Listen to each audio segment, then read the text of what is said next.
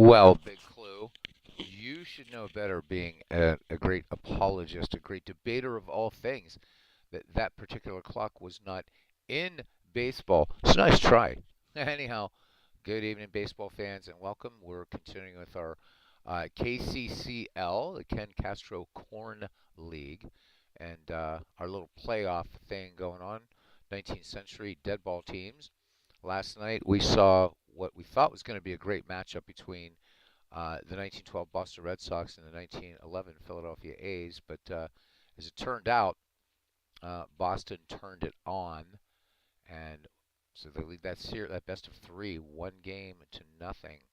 Tonight we'll see the Miracle Braves of 1914 against the 1919 Cincinnati Reds, who were proclaimed winners of the 1919 World Series, but could they have won it? Who knows? Who knows? Who knows? We could probably run that simulation thousands and thousands of times, and people would still argue it. But nonetheless, it should be fun, I hope. So we're going to go to Redland Field, which is Crosley Field's original name, and using another one of the Gary Grigsby photos. I really, really like these a lot. So, or drawings, I should say. So let's get to the park.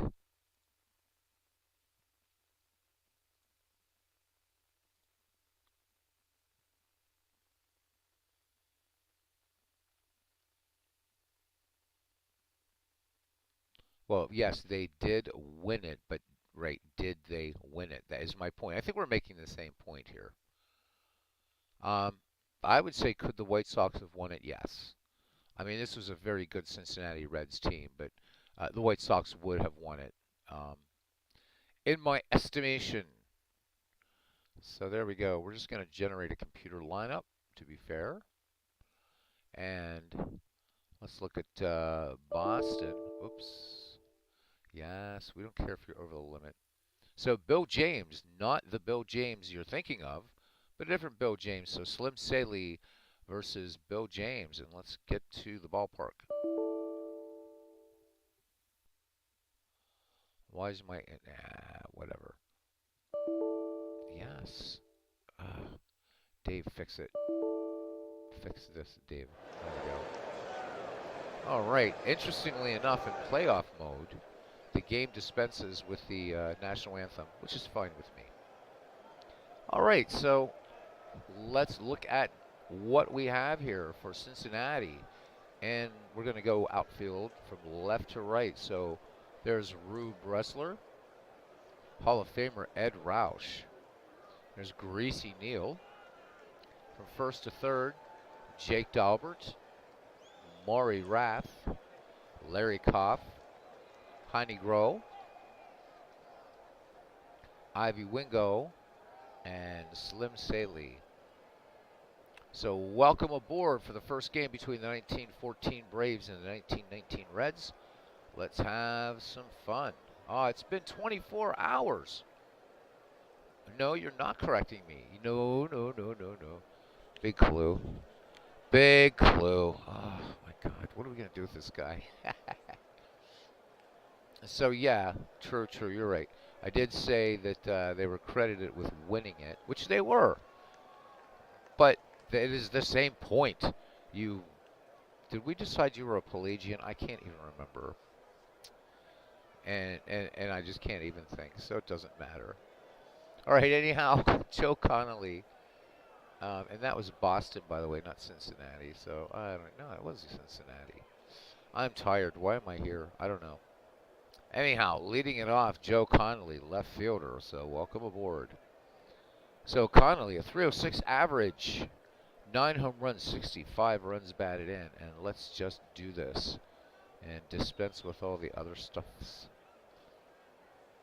And we'll look at game time temperature and all that kind of stuff. And Connolly sends this one to left field. Rube Rustler back and making the catch for out number one. So in this playoff game, it's 52 degrees, and it is clear, and the winds are calm. And behind Slim Saley's name, his line there, the Crescent Tool Company. So the line on Slim Saley coming into this 206 earned run average, 21-7 record, 227 and 2/3 innings pitched for the Reds. That year he walked 20 and struck out 24. And here's Johnny Evers, who we tried to avoid. We tried to avoid player duplication, but unfortunately, just not the case. So we will see Evers also with the 1907 Cubs. And if these two teams meet up, it will be fun. We'll just pretend that Johnny Evers had a twin named Johnny Evers. All right. For the Crab, 279 average, 40 runs batted in for him. Saley deals the 1-0 base hit left field, and Johnny Evers is aboard. First hit of the game, one down for Butch Schmidt. First baseman for the Boston Braves. Hits 285 in 1914. 71 runs batted in.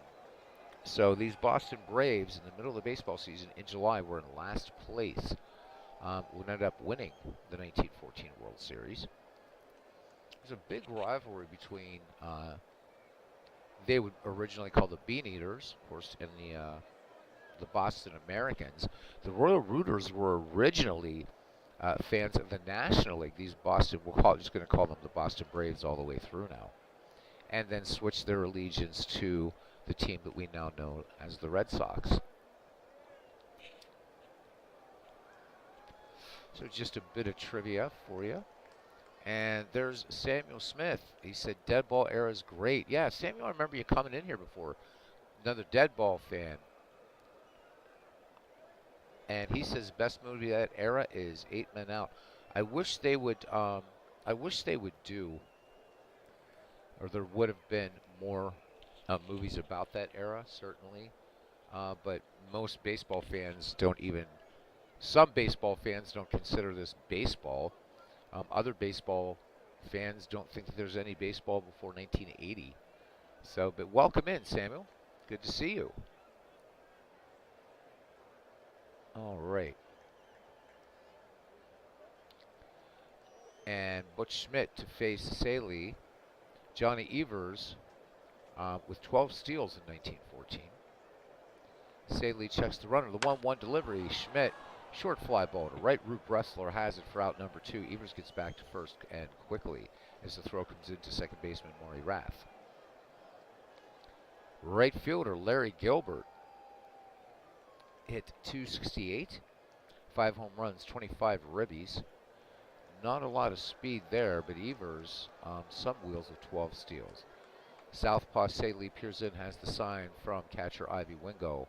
The wind in the 0-1 delivery. Gilbert swings, fly ball to right. Bressler giving chase toward the foul line and making a great diving catch to retire the side. No runs, no hits, no errors. We played a half inning.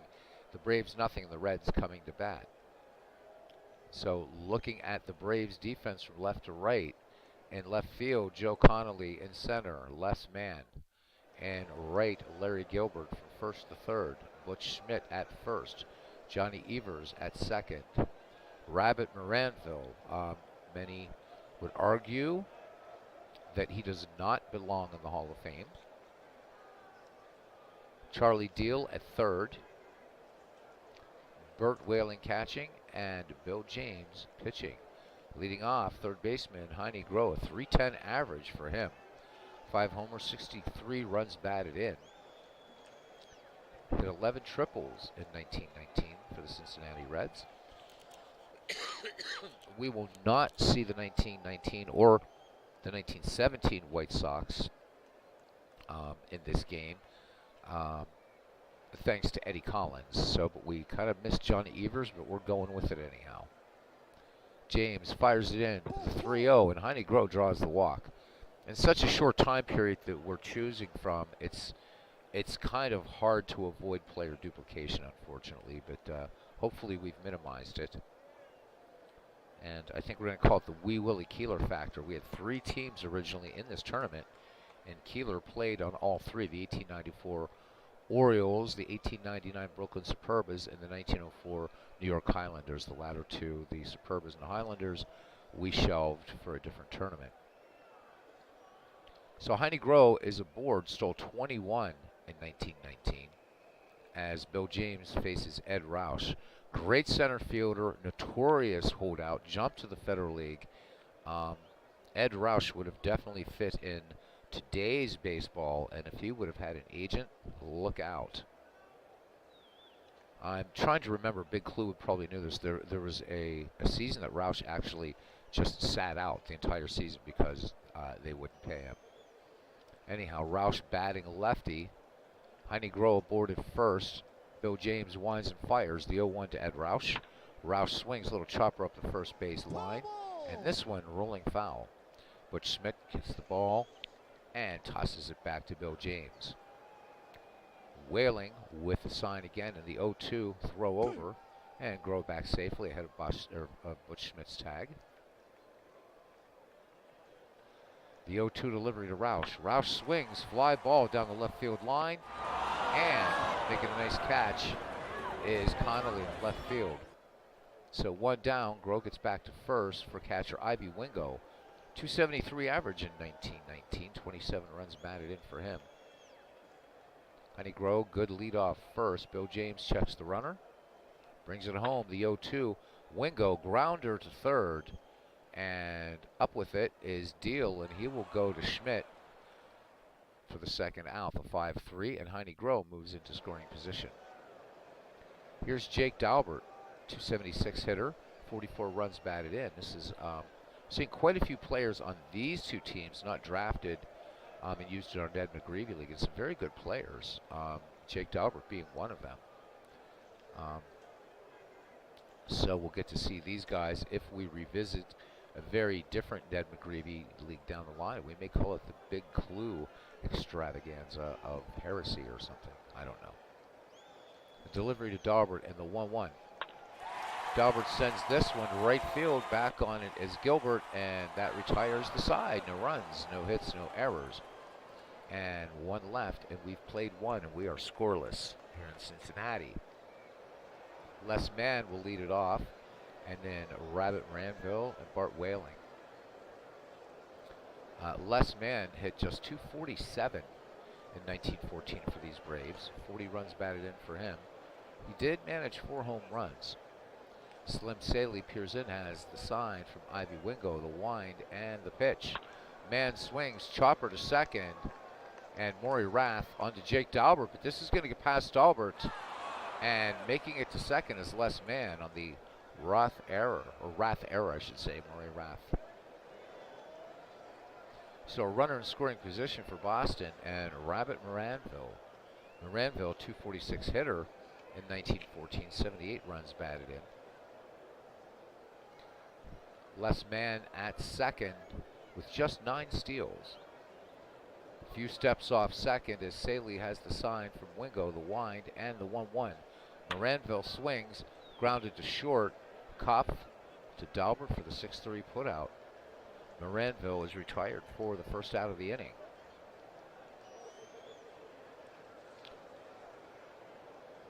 And it says one fan who's old enough to vote doesn't think anything before 2011 was baseball. How about it? So he says that Big Clue thing, by the way, Ed Roush later served as a coach for McKechnie, but retired from coaching the winter before the 39 pennant winner. So Big Clue is a big Cincinnati Reds fan. It'd be fun to see how far or which team is going to advance between these two teams. Again, not a lot of big name players like we saw last night with the Athletics and Red Sox, but still two very worthy teams nonetheless. All right, Burt Whaling, 209 is a very light hitting team, his Boston team. 12 ribbies for him in 1914. Saley checks Mann at second. Here's the wind in the 0-1. Fastball, Whaling grounded deep to short. Kopf to Daubert for the second out, and Mann will hold second. 2 away for Charlie Deal, the third baseman, hitting .210. 23 runs batted in, no home runs for him, and only 4 stolen bases. And triples only 2, so not really a a strong hitter as we get down here in the number 8 spot. Saley works the 1-1 pitch. Deal swings, base hit, right field. Rube Bressler up with it. Less man rounding third. And Boston will score the first run of this game. 1-0, top of the second, in favor of the Bean Eaters or the Braves, whatever you want to call them.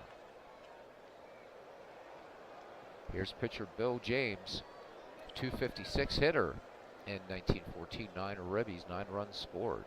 There's Aaron Reed. How you doing, Aaron?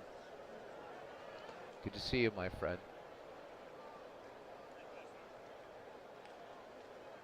And Saley with the full count pitch, and Bill James called strike 3 to end the inning. However, Boston picks up a run on a hit. There was 1 error. We've played 1.5, and it's the Braves 1 and the Reds nothing.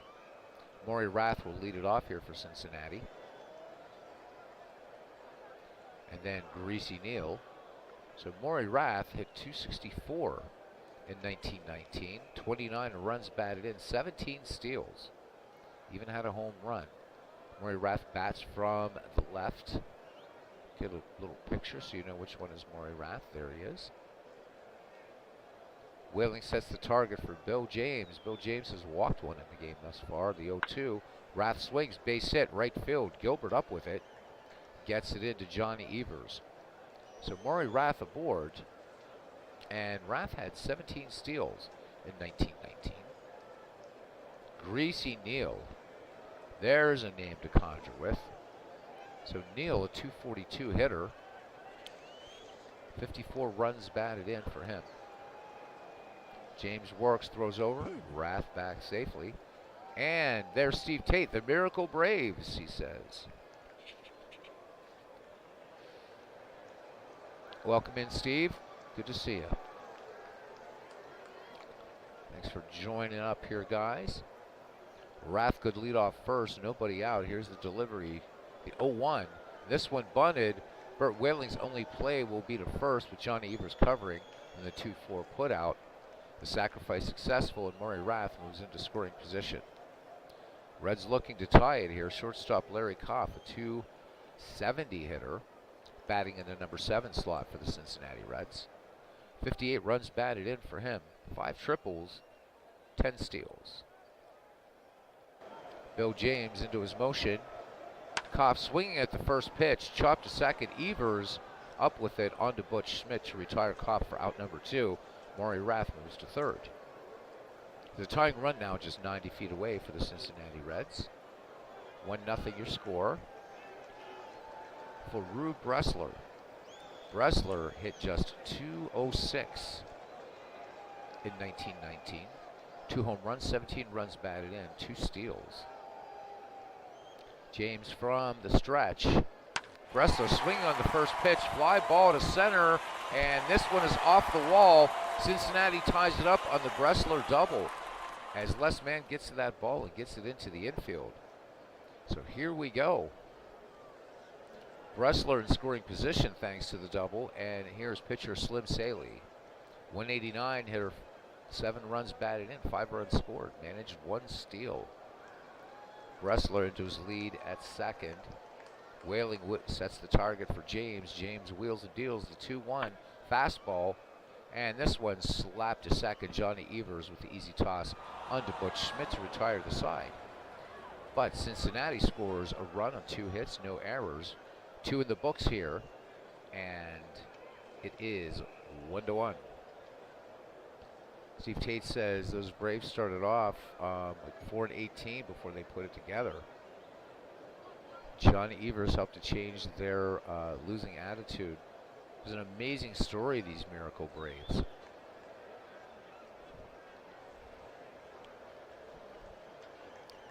If we would have stayed with the 1906 hitless wonder Chicago White Sox, I think the 1914 Braves and the 1906 White Sox would have been a really fun matchup to do, and maybe that might be something I'll do on Out of the Park Baseball at some point.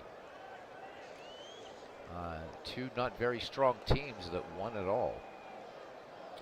Those Cubs or the White Sox beating a very, very formidable Cubs squad. Joe Connolly, 0 for 1. As we go back to the top of the order where are we? Yeah, for Boston. He flied to deep left. Slim Saley, southpaw deals. 2-1 delivery now to Connolly. Connolly swings. This one fouled on the left-hand side. Heine Groh giving chase, but this one is going to make it into the seats. Count even on Connolly as Saley brings it again. Connolly base hit into left field. Greasy Neal up with it. Connolly making the wide turn at first. And he will hold. So that is the third hit for Boston. Connolly with 12 steals in 1914. Johnny Evers is 1 for 1. Singled back in the first. Connolly into his lead. Saley delivers the 0-1 pitch. Little changeup. Evers gets the bunt down. Saley goes to Koff, covering in second. And they will get Connolly. So sacrifice unsuccessful. Johnny Evers aboard in the fielder's choice. One away here for Butch Schmidt. Fly to shallow right in the first. Saley brings it home. The 1-1 to Schmidt. Schmidt swings. Ground ball. Great play by Jake Dahlberg. Diving stop. Able to throw and get Evers at second. So Schmidt aboard in this fielder's choice. 2 down for Larry Gilbert. Fly down the right field line. 1-1 your score here, top of the third. Saley brings it home. Gilbert swings, fly ball to left, back on it, Greasy Neal right against the wall, slamming against it, doing a bump Bailey, and that retires the side and runs 1 hit, no errors, and 1 left. We go to the bottom of the third, and we are knotted at 1. Yeah, they did play some games at Fenway Park. You're absolutely right about that. Fenway Park at that time, just 2 years old. They were the first team to ever sweep a World Series, and they did it against the A's. Of course, those Connie Mack A's, crazy in the early part of the 19 teams. Some great defense early tonight. This is a big clue. And here is Heine Groh to lead it off here for the Reds in the bottom of the third. He walked back in the first. So we're back at the top of the order for the Cincinnati Redlegs. As Bill James, who has issued a walk in this game, winds and delivers. Curveball to Groh. This one, lazy fly ball to left, and Joe Connolly draws a beat on it and makes the catch for out number 1. Center fielder Ed Roush now. Roush flied to shallow left back in the first. Infield looking bunt. Schmidt in at first and Deal in at third as James brings it home to Roush. 3-1. Roush fouls this one off on the right hand side. Pardon me. And here's the payoff pitch to Roush. Roush cuts on this one. Liner right to Johnny Evers. So 2 away for catcher Ivy Wingo, who is nothing for 1. Grounded to third. Base is empty, 2 down, bottom of the third. James kicks and fires. Wingo, slapper to short. Moranville with an error, and Wingo is aboard. So Moranville making the error, but Moranville, by all accounts, a pretty good defensive shortstop. No real stick. He was no Hannes Wagner, no a lot of outfielders, but Moranville in the Hall of Fame. And I've seen a lot of debate about Moranville as being a sort of Hall of Good as opposed to Hall of Fame.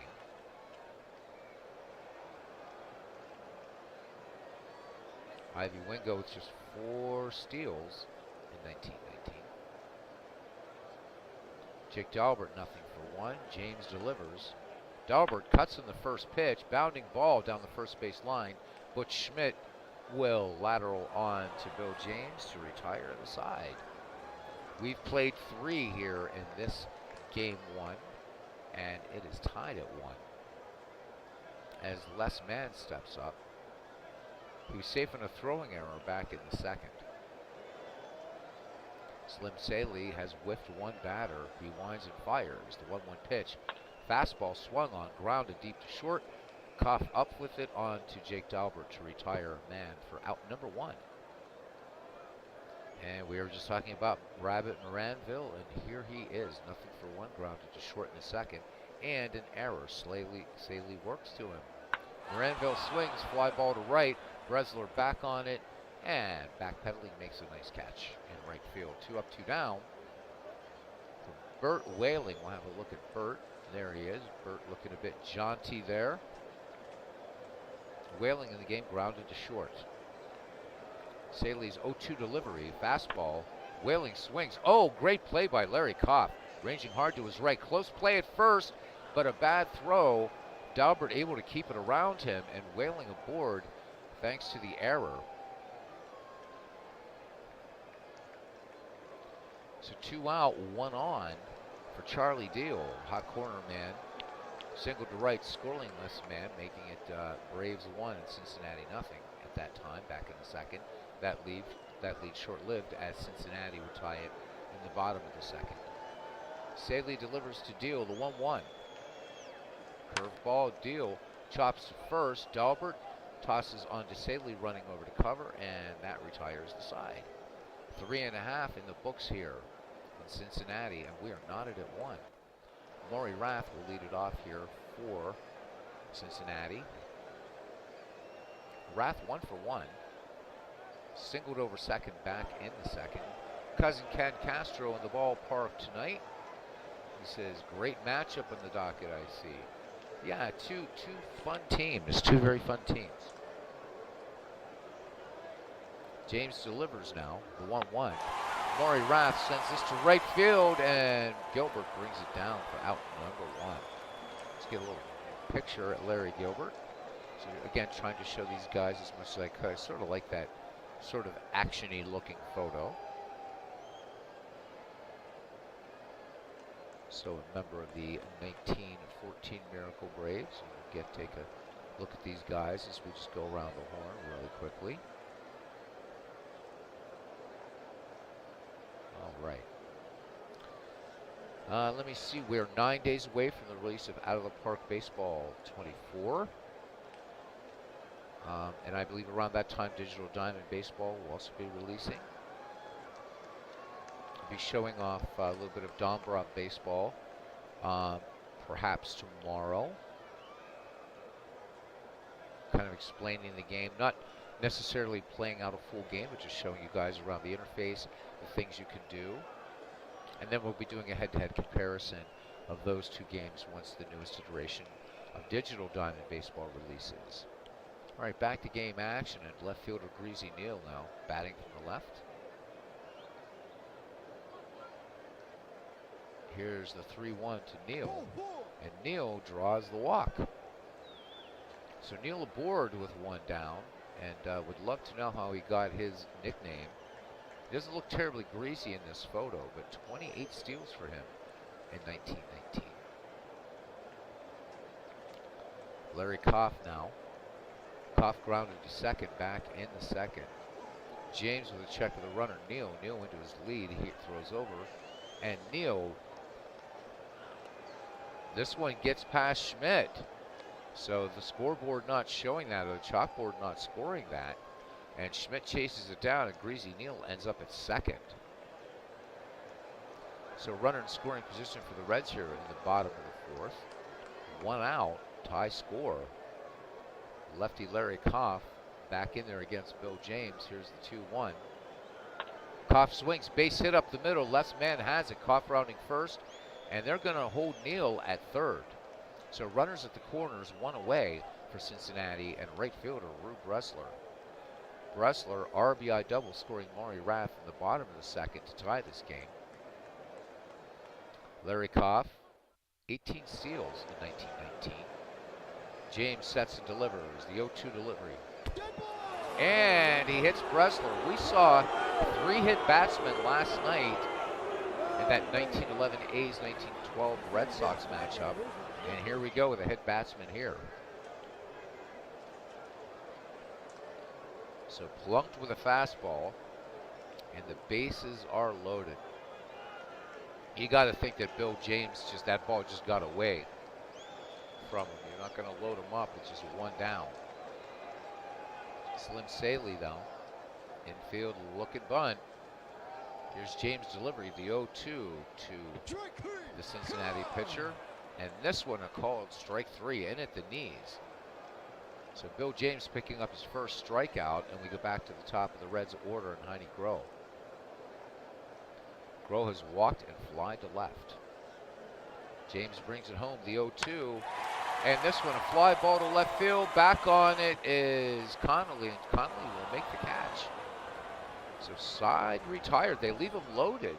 The runs, one hit, one error. We've played 4, and we are deadlocked at 1. So Aaron Reed on his way to the Commonwealth of Pennsylvania tomorrow morning.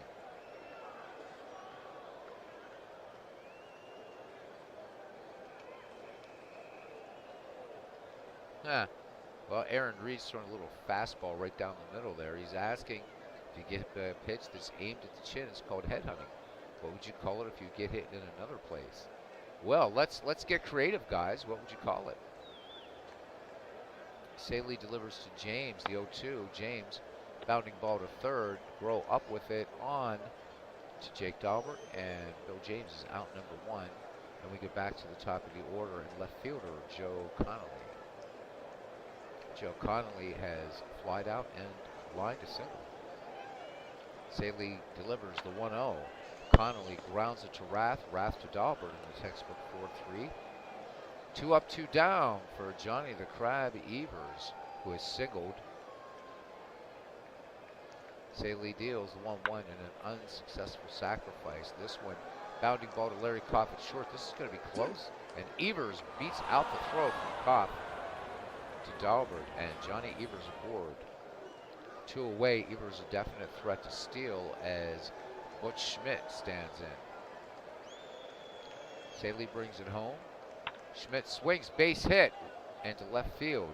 Johnny Evers rounding third. Here's the slide, and he is out. So Connolly, Charlie deal with a quick tag, and that takes care of Evers and the side. Bottom of the 5th we go, and Ed Roush will lead it off here in this game, tied at 1. James works to Roush, the 2-0 delivery.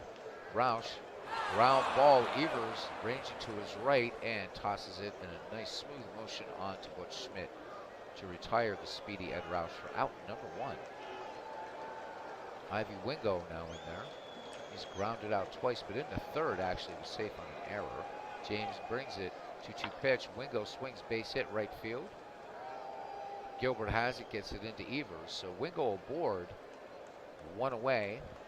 Potential go-ahead run on Jake Dahlberg. Jake Dahlberg is nothing for 2. He's flied out and grounded out. James winds and fires the 3-1. Dahlberg swings, bouncer to short. Moranville to Evers to Schmidt for the inning-ending double play. So the Reds pretty much go quietly. They get a hit and then the double play, and we go to the top of the 6th, and we are still not at 1.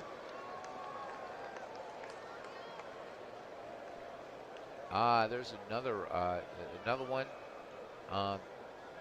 for Pennsylvania. It seems like we only have a couple viewers in here. So yeah, it looks like the 1980s and 1990s guys are bringing him in, but for me, it's about just hanging out with a couple friends here, and that is fine with me. All right, Billy Gilbert here will lead it off here in the top of the 6th, or Larry Gilbert, I'm sorry. Larry Gilbert, he has flied out twice. Slim Saley with the 1-0 delivery, just 1 strikeout. Gilbert swings. High fly ball, Roush tracking it, and makes a diving stop or diving catch on that play. Looked like he might have trapped it, but the umpire signaling that he caught it fairly. So 1 away, nice play by Roush. Excellent, excellent fielder, rated a 10 in range and an 8 arm out there at center.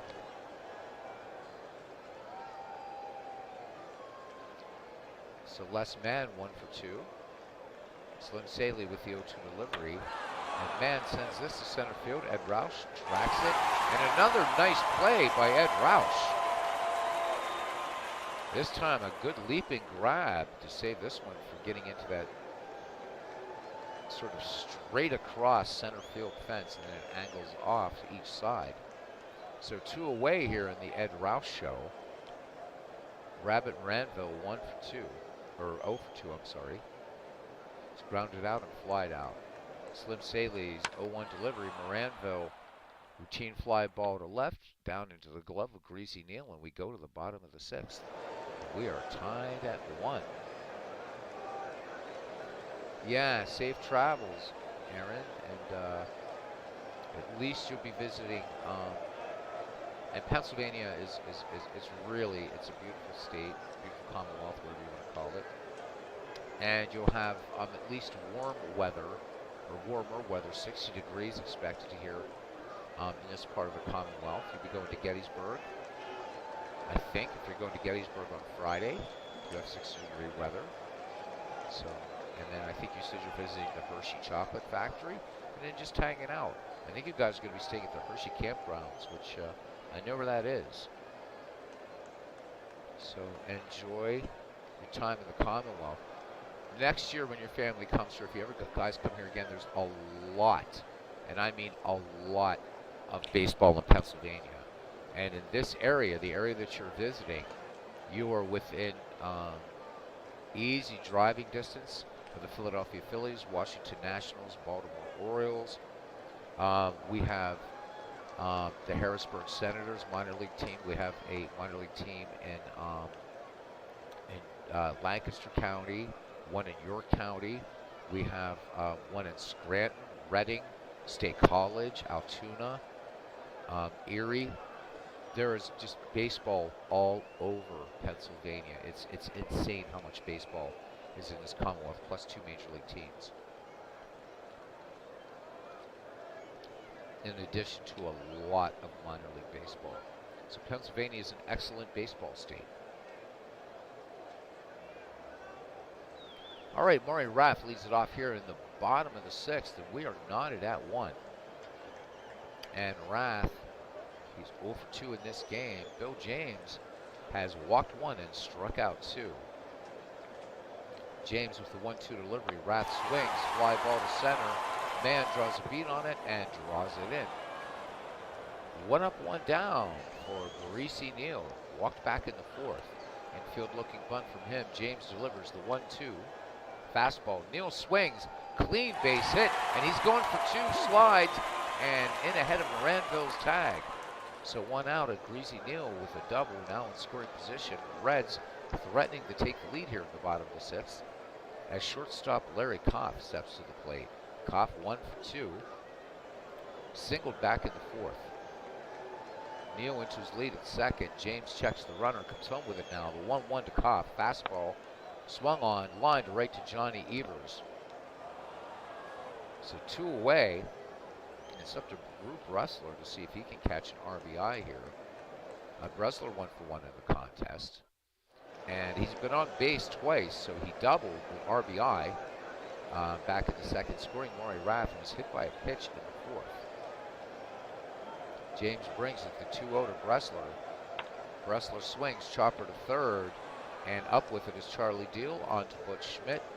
Side retire. So Cincinnati wastes a runner, and we go to the top of the 7th. We are still knotted at 1. Big Clue says, so living on the wrong side of the Commonwealth, do you have any rooting interest in the Phillies at all? Not. I just rooted for them last year because I tend to be a national leaguer, as you are. So I rooted for the Phillies to win, you know, in the World Series. But do I root for the Philadelphia Phillies? Nah. And actually, and since I am on the wrong part of the Commonwealth, when I was in Pennsylvania before, I'm from the correct part of the Commonwealth, the western part. Worked there as a professional magician, and worked in Pittsburgh as a demonstrator, magic demonstrator, actually. Rooted hard for the Pirates, that's for sure. But no, I don't hate the Phillies. The Phillies are just, you know, they're nearby, but I'm not. I root for them like I would root for other teams that, like I'd root for the Seattle Mariners, I guess. But did want them to win the World Series. Pennsylvania really is. There are more Pittsburgh Pirate fans here, at least there had been historically, than Philadelphia Phillies fans. But then the Pirates had always been a strong team for decade after decade after decade.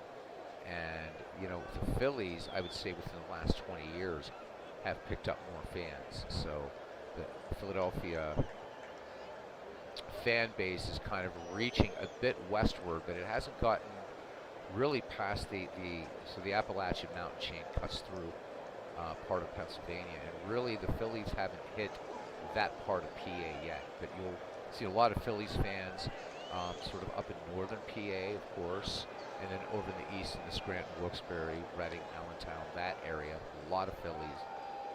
But I would say geographically, this is still more, probably still more Pirate fans than there are Philly fans.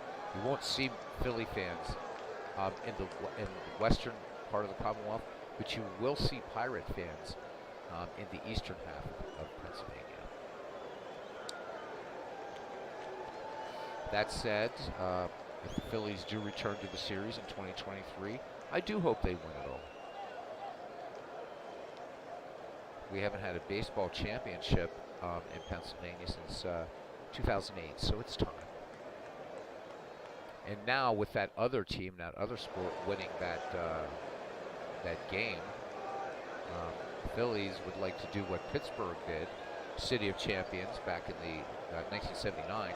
Pirates winning the World Series and the other team winning that other game. Saley delivers to Whaling. Here's the 1-1. Whaling swings, and this one solidly stroked into left field. Whaling going for two. Maury Rath with a tag, and Burt Whaling just in under the tag for a leadoff double here for the 1914 Braves in the top of the seventh. Charlie Deal is 1 for 2. RBI single back in the second, scoring less men. Southpaw deals the 1-0 from Saley. Fastball, Deal pops this one in the infield. Koff, Groh, and Neal, and Larry Koff calls them all off and makes the catch, out number 1. That one on the edge of the outfield grass. Runner in scoring position for the Braves, 1 away, tie score, as Bill James in the box now is 0 for 2. He has struck out and grounded out. Saley brings it to James, the 2-0, and this one chopped to second. Maury Rath ranging to his right, making the play to get James for out number 2. Burt Whaling moves to third, so really, really tight game here. The 2 runs scored in this game back in the second, and that's been it. So a pitcher's duel. And I would say of the 2 pitchers, Slim Saley probably better known, not well known, but at least better known. So Joe Conley bats with 2 down, and the go-ahead run just 90 feet away. Saley from the stretch in the 1-0. And they are going to intentionally walk Joe Connolly to get to Johnny Evers. And Evers is 2 for 3 in the game. So runners at the corners. Connolly with 12 steals, so not exactly slow out there. Saley brings it home, the 2-1 to Evers. Evers swings, chopper to first. Daubert to Slim Saley covering. And go to the middle of 7th, and we're knotted at 1. Ken Castro, of course, is a big Phillies fan.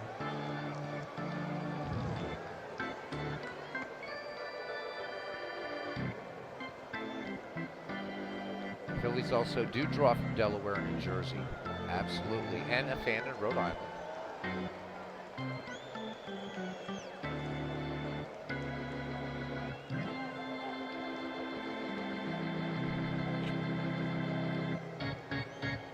Ah, yes, Providence, Rhode Island, once the stronghold of Raymond Patriarca.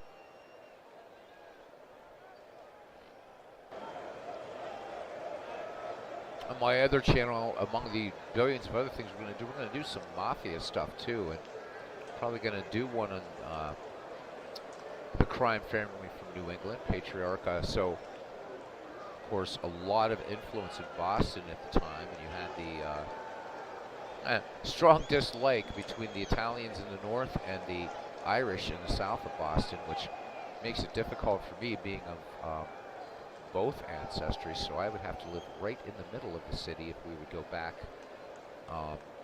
you know, 50, 60 years, what have you. So look for some cool Mafia stuff coming up on that new channel when it gets started. But this one will keep going always, no matter. 2 viewers, and I don't care if there's no viewers. It's baseball, man, but I love that you guys are here. Thank you. Bottom of the 7th now, and Slim Saley will lead it off here for the Cincinnati Reds. Then we get back to the top of the order, Heine Groh and Ed Roush. Bill James with the delivery. Saley sends this one down to right field. Gilbert into the corner, makes the catch.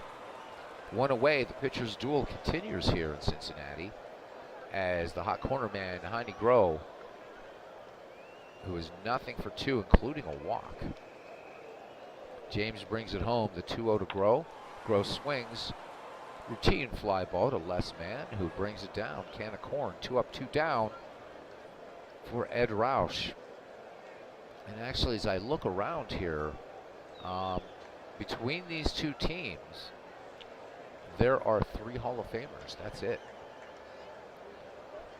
So again, I would say these aren't really high-profile teams, but a lot of fun. And of course, both of these teams playing before the advent of radio, as far as popular radio getting out there. First radio broadcast, KDKA, Pittsburgh, PA. But it made me think about how we know like good players in our time, but how these fans, even at that time, may not have been aware of some of, you know, these decent players, good players, or whatever, except through newspaper accounts. And a Western road trip in baseball in these days, as you guys know, pretty much consisted of Cincinnati and St. Louis. Those were, you know, St. Louis being the westernmost.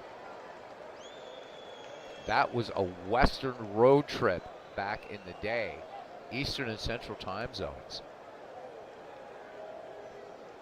Of course, that would all change when the Dodgers and Giants moved to the left coast. So James deals now to Ed Roush, 2 down. Roush cuts on this, gets the bunt down, but it's not a good one.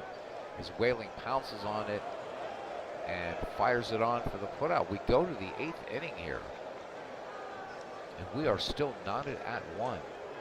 Butch Schmidt will lead it off here, single back in the 5th. Slim Saley with a strikeout and a walk, so neither pitcher overpowering. Saley with the 0-2 delivery. Schmidt swings this fastball lofted to left, and Greasy Neal trots in a few steps and to his left and makes the catch. 1 up, 1 down for Larry Gilbert. He has flied out 3 times against Saley and the Reds. The 0-1. Gilbert swings, base hit, right field. Rube Bressler has it, gets to Jamari Raff. And we're going to see a new pitcher.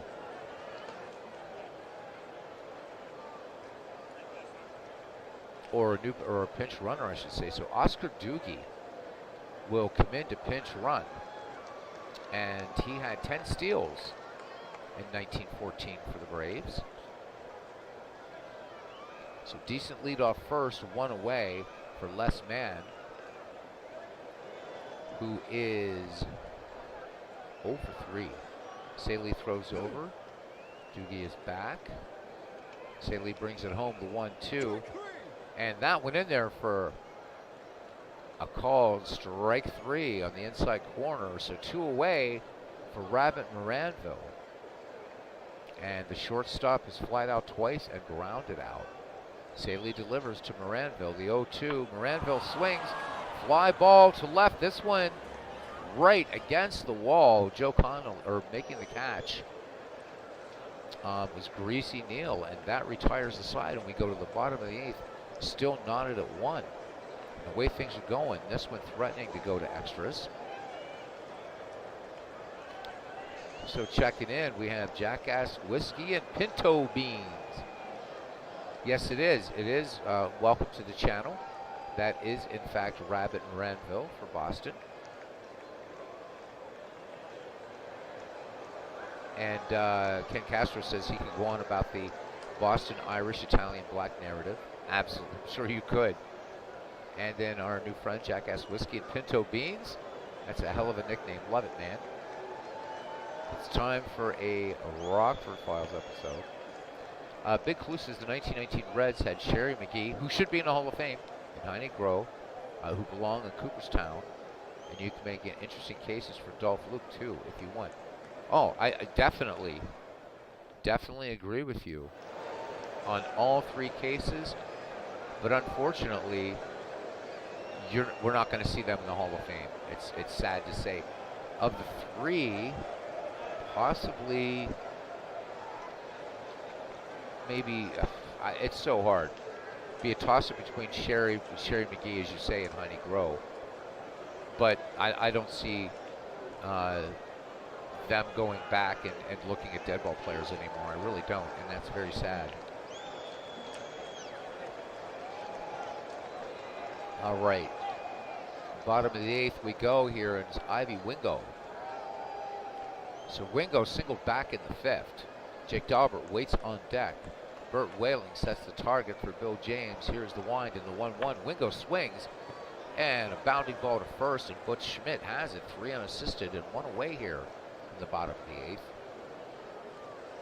Jake Daubert now. Daubert, I believe, had some time with Brooklyn. Unless I'm sadly mistaken. I think he played for the Dodgers for a little while. Anyhow, he's grounded out twice. Grounded into a double play back in the fifth. He also flied out in this game. Bill James toes the rubber in the 2-0 to Daubert. Daubert sends this one to right field, twisting foul and into the stands. But now this one's caught. I'm sorry. So Doogie staying in, by the way, to play right field. Oscar Doogie. There's a picture of him. Came into pinch run and makes the put out. So that one going behind was Jake Daubert's picture up there. So here's Maury Rath. Singled way back in the second. He's flied out twice. Bill James has the target. Count even on Rath. And Rath sends this one into the seats. Foul. So a lot of crooked connections, you might say, here in this game. James brings it again. The count even on Rath. Bounding ball to second. Evers up with it quickly to retire the side. We go to the ninth, and we are knotted at 1. So just to go over the scoring, at the top of the second, Charlie Deal, RBI single, scoring less man. That made it 1-0 Braves. And then in the bottom of the second, Rube Bressler with an RBI double, scoring Maury Rath. And that has been your scoring in this game. 12 hits in this game. 7 for the Braves, 5 for the Reds. Each team has committed 2 errors. Story here, how many each team has stranded. Boston has left 8 men on base, and Cincinnati 7. So Burt Whaling, Larry Koff, and Rube Bressler due up here for the Braves in the 9th inning. Whaling has grounded out twice, and he doubled back in the 7th. Slim Saley with a walk, and that's it. No strikeouts. Whaling swings in the first pitch. Little grounder to Groh at third, but this could be a tough play. And they do get Whaling by a half step, so 1 away here for third baseman Charlie Deal. We already talked about Deal with his RBI back in the second. Saley brings home the 0-2. Charlie Deal, routine fly ball to right. Rube Bressler comes in on it and makes the catch for 2 away. And will Bill James bat here? He will indeed. Bill James swings in the first pitch, and Ed Rauschkamp's under it. Side retired. We go to the bottom of the ninth. A chance for the Cincinnati Reds to try to walk it off here. Greasy Neal will lead it off. Larry Koff and Rube Bressler, as we said. I'm sorry, miscalled for the Boston Braves and the O side. Gets a little confusing. Both of these teams in red. My eyes get a little tricked. All right, anyhow, Greasy Neal doubled back in the 6th. James with the 1-0 delivery to Neal. Fastball, base hit, left field. So the winning run aboard for the Cincinnati Reds. Steve Tate says today, in 1868, the Reds became the first professional or 1869, yep, became the first pro baseball team. They would, of course, go undefeated in 1869, and going into the 1870 season, had a string of consecutive wins. And then I believe they were playing in Brooklyn, and the game was tied in the ninth, and Harry Wright decided to go for extra innings. Cincinnati would lose to Brooklyn, and basically by the end of the 1869 season, because the Red Stockings had lost, investors pulled out, attendance dipped to practically nothing, and Harry Wright took his best players, went out to Boston, and pretty much dominated the National Association 1871 on.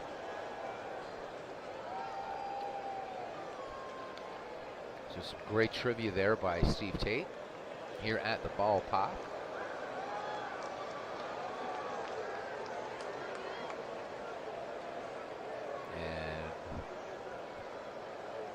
Yeah, these players definitely had great nicknames. Jackass Whiskey, they definitely did. And when we look at the Negro Leagues, you're going to even see even better nicknames. And we thank Steve Tate for that. We'll talk about that after we do a recap of this game. So Neal at first, and Greasy Neal with 28 steals in 1919. I wouldn't be surprised to see Larry Koff try to do something here. Above average as a hit and run man. Bill James delivers. Here's the 0-1. There goes Neal, and there was a hit and run. Evers, however, will go to Moranville, but Neal breaking up the double play. So hit and run unsuccessful, but Larry Koff at first. Could that have been the best chance for the Reds in this inning? We shall see with one away. Rube Bressler is 1 for 2. RBI double. Back in the second. Bill James throws over, Koff back, and every time I say the name Bill James, I keep thinking of Bill James, the baseball writer. James comes home with it now. The 1-2. Bressler swings. Bounding ball to first. Schmidt will go to Moranville. Moranville back to Schmidt. And it's a 3-6-3 inning double play. And we go to extra innings. We're knotted at 1. I more expected last night's game to be like this, right? And tonight's game more like last night, but flipping around, nice pitchers duel going on here. Pibb 99. Mike Donlin. We're talking about Mike Donlin here. Oh, okay, yeah, anyone who played the outfield in this era, and it becomes starting to act, yes. Turkey Mike Donlin. Yep, and that was with his, used to do some acting with his wife. Started some stuff. Turkey Mike Donlin. A lot of the players at the time would do silent films, and they would do vaudeville. Some would do the Chautauqua circuit as well. Even the great Rube Waddell did a play. It was called The Stain of Guilt, or something like that. I guess this was in between wrestling alligators in the off-season. All right, Joe Connolly will lead it off here for Boston here in the top of the 10th. Connolly 1 for 3. Slim Saley staying in there. He has 2 strikeouts, so in this game, looking dominant. Southpaw delivers the 3-1. Connolly lays off, draws the walk. Go ahead run aboard for the Boston Braves here in the top of the 10th. As Johnny Evers strides to the plate. The former Cub is 2 for 4 in the game. Connolly at first with 12 steals. Saley checks the runner. Wingo has a word with Saley, now back behind the plate. Saley brings the 0-1 to the Crab. Evers gets the bunt down. Saley will go to Koff, covering at second to retire the runner. So sacrifice unsuccessful. Evers, second time he's attempted a sacrifice and failed. Evers on, 1 down for Butch Schmidt. Saley's delivery now, the 2-0 to Schmidt. Cut on, chopped to second. Raff on to Jake Dalbert for the 4-3 put out. Two down, Evers in second now in scoring position. Boston trying to pull something off here in the top of the 10th. Oscar Dugie, who came into pinch run, staying into play, making his first plate appearance. His numbers for Boston in 1914, a 193 average, 10 runs batted in, 10 stolen bases. The 0-2 now. And Oscar Dugie, big cut and a miss, and the strikeout ends the inning. We go to the bottom of the 10th. It's 1-1, game one, between the Boston Braves of 1914 and the Cincinnati Reds of 1919. And we're in round one of the KCCL tournament, dead ball 19th century tournament.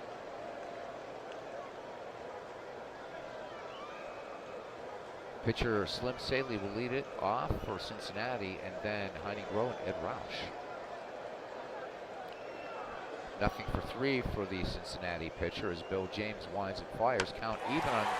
Oh, and Pat Duncan comes in, and Pat Duncan flies out. We'll have to look at his numbers later. Back at the top of the order now as Duncan flies out to deep left. Connolly going back on that ball, making a nice running catch. Heinie Groh, nothing for three, including a walk. He's flied out 3 times. James with the delivery, the 1-1, chopped to first, and Butch Schmidt has it for the 3 unassisted putout. 2 away. Can Ed Roush make something happen? James works 3-1, and Roush lays off. This one outside, and Roush aboard. Bill James issuing his 3rd free pass now, and that brings up Ivy Wingo as 1 for 4 in the game. Roush, good speed at first, good lead. James checks the runner, throws, and Roush dives back under Butch Schmidt's tag, and he is safe. James rubs up the ball and brings it home. The 1-2 to Wingo, and that is a swing and a miss. Strike 3, and we need a pitcher for Cincinnati.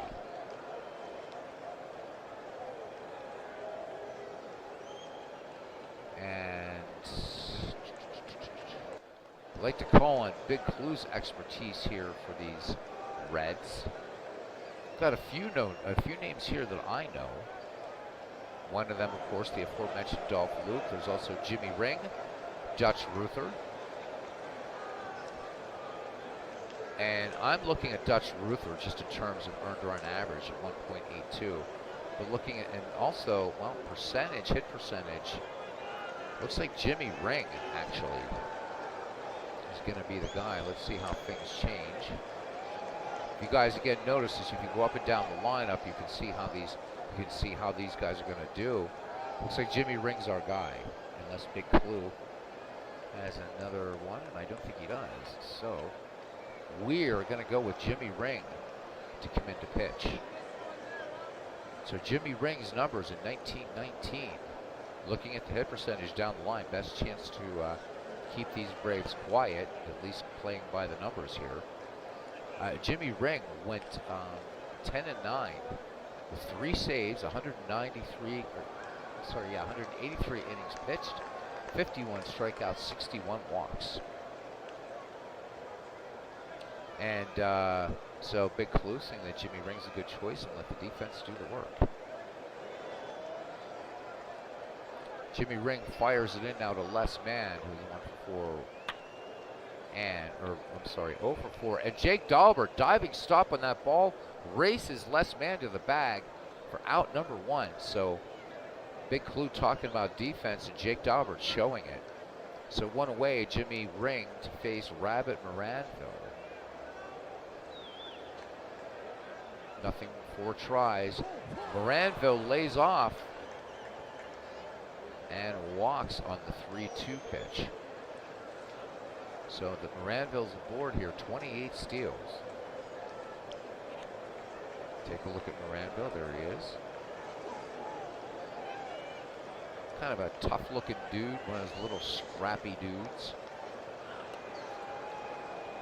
Burt Whaling 1 for 4. Double back in the 7th. Throw over by Jimmy Ring, Moranville back.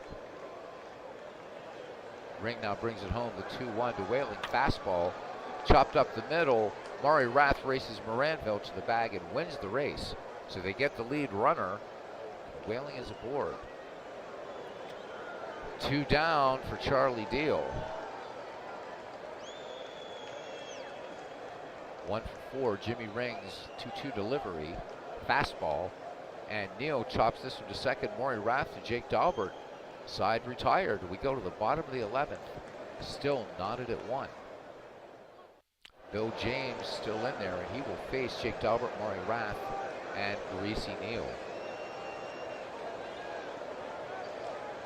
The 1-2, James winds and fires. Bounding ball to third, and Charlie Deal's throw not in time. Jake Daubert picks up hit number 7 for the Cincinnati Reds. And the winning run is now aboard here in the bottom of the 11th. Maury Rath 1 for 4 in the game. Charlie Deal in at third. James with the 0-1 delivery. Rath swings, gets the bunt down. Whaling will go to Evers covering. Sacrifice is successful. Jake Daubert moves into scoring position now. Just 1 away. So good to see a new friend in the channel here. Jackass Whiskey and Pinto Beans. Hopefully you'll come back again and become part of a family that we've created here. A bunch of really super hardcore baseball fans. You're always welcome in. It's more about the chat and talking here than anything, so hope you're okay with that. All right, Greasy Neal, he doubled back in the 6th and singled in the 9th. So seeing James better in his last 2 at-bats than his first 2. James brings it. Neal swings, gets the bunt down. This one goes to Evers covering, station-to-station baseball. And the winning run 90 feet away, but 2 out. Can Larry Koff knock it in? He needs a safe hit to do it. Koff 1 for 4, single back in the 4th. James from the stretch. Whaling out to speak to James for a moment. The 3-1 delivery to Koff. Fastball. Koff swings. Ground ball to first. Butch Schmidt has it. Side retired, and the Reds squander another opportunity. We go to the top of the 12th. We are knotted at 1. Boston has stranded 10. Cincinnati has stranded 9. Identical lines otherwise for these teams at 1, 7, and 2 each. Will Bill James bat for Boston? He has struck out, grounded out twice, and flied out. Nope. Josh DeVore, 227 average, comebacker to the mound. Jimmy Ring has it, and on to Jake Daubert for out number 1 and the 1-3 put out. Here's Joe Connolly in heaven, getting ready to celebrate St. Patrick's Day. Jimmy Ring fires it in now. Connolly swings on the first pitch, bounding ball to short. Larry Koff picks it and tosses it on to Daubert for out number 2.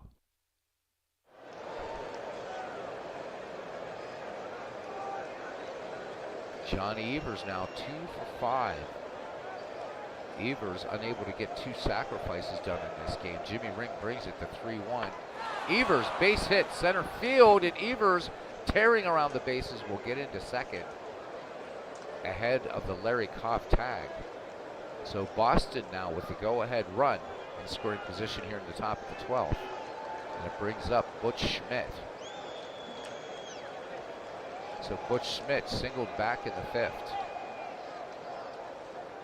1 for 5. Jimmy Ring with the check of Crab Evers at second. Ring brings it now.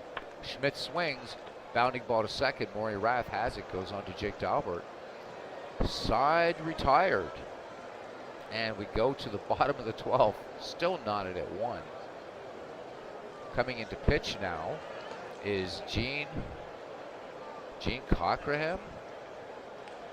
A 4.84 earned run average for Boston in 1914. 3 wins, 4 losses. He worked 44 2/3, walked 27, struck out 16. Rube Ressler. We'll see if Jimmy Ring actually will hit. And then Heine Groh. wrestler gets on, we're going to pinch hit for Jimmy Ring. Cockerham delivers the 3-1, and Jimmy Smith actually, so the AI overriding me, and Jimmy Smith aboard. Let's look at his numbers really quickly.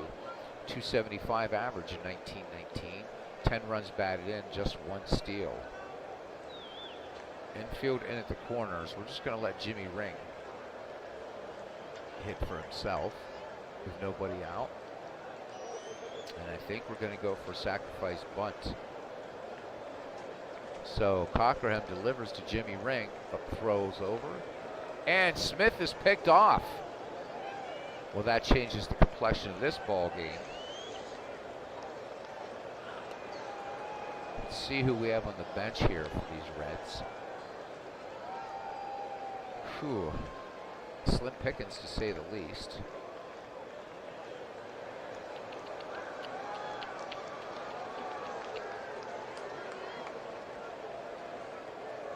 We've got some good pitchers on the bench, so I'm going to go with Nick Allen.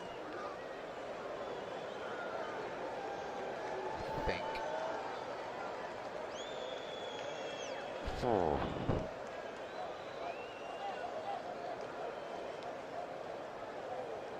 Okay, 1 down and a pinch hitter for Jimmy Ring here in the bottom of the 12th. Nick Allen's numbers a 320 average, just 25 at bats. Managed a triple. 5 runs batted in for him, 7 runs scored. Cockerham into his wind in the 1-0, and Allen sends this routine fly ball to right, and Oscar Doogie pulls it in, 2 away. Jackass Whiskey and Pinto Bean says, when I create my teams, I value speed and defense. I like hit and run and stealing. Then you are in the same ballpark as a lot of people here, my friend. Well, bunting not getting a lot done. I agree with you, bunting a great strategy, but we've seen just in Johnny Evers' case, two failed bunts. We've seen quite a few here. In fact, I think there's only been 1 bunt base hit. So just a tough game. Good defense. 15 hits for these teams.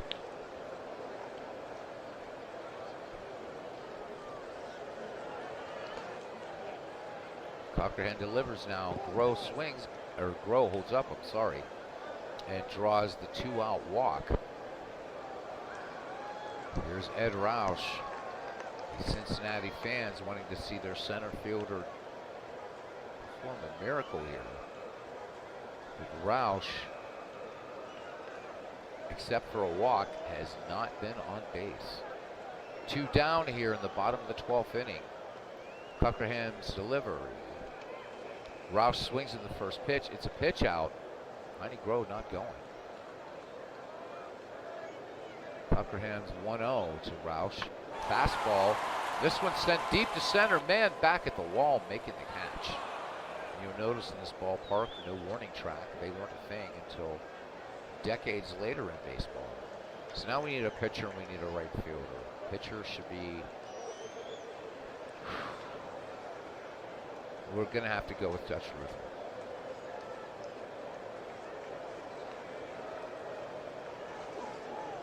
And what do we have left for right fielders? Well, I wanted to bring in Sherry McGee, but really no arm there. So we are going to bring in Mr. Cueto. So Manuel Cueto will come in as the new right fielder.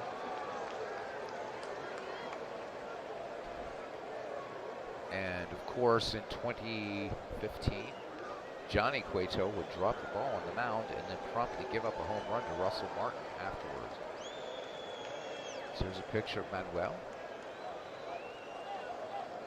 And as you can see by that baseball card, by the way, Manuel Cueto actually played some Negro League baseball. So the card that you're seeing, that image of Cueto in right field, is a card made by Steve Tate for his Negro Leagues team. So we have to look up about Manuel Cueto and see what he did, but he's there as a Negro League player.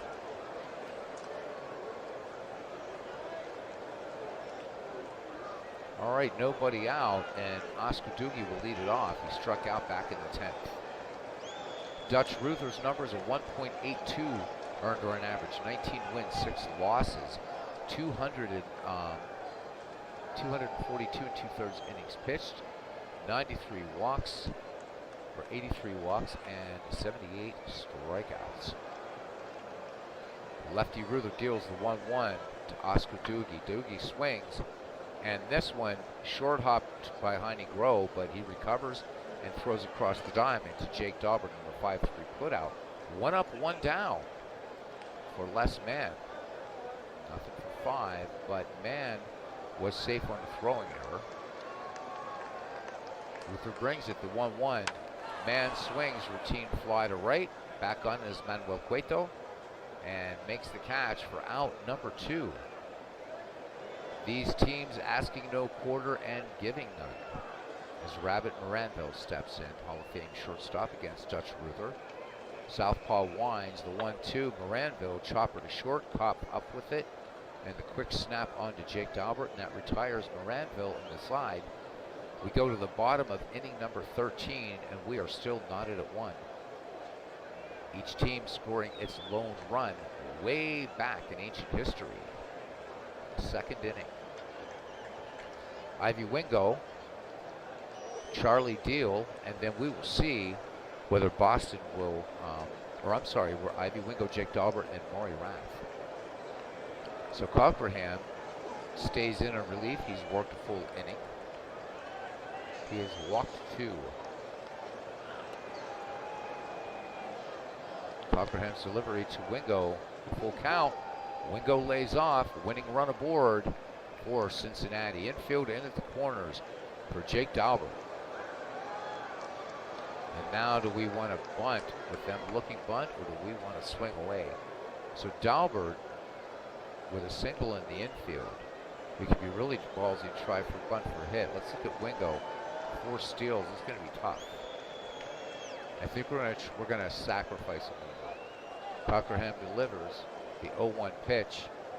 Daubert gets the bunt down. Deal has it, and his play will be to first. Johnny Evers covering. Wingo now in scoring position for Maury Rath. Rath 1 for 4.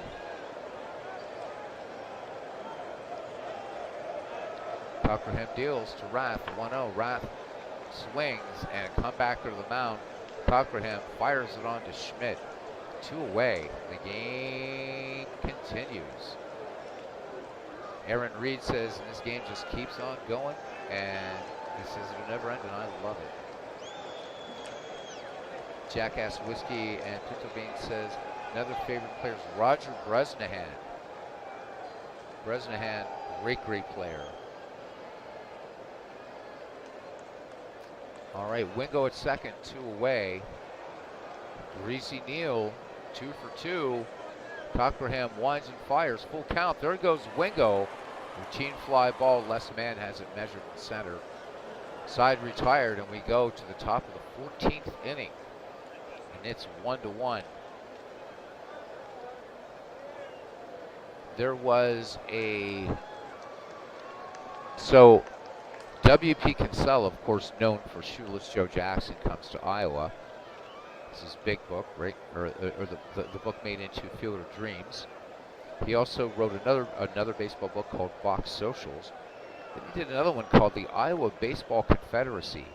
And it's I say, in many ways, a better book than Shoeless Joe Comes to Iowa. But it's very surreal. It's about this game that truly is like it just lasts eternally and goes through time, and it's an amazing book, but it feels more of a stream of consciousness thing, not to the extent of a William Faulkner novel, but definitely check out that W.P. Kinsella book, and every time we get long games like this, that book comes to mind.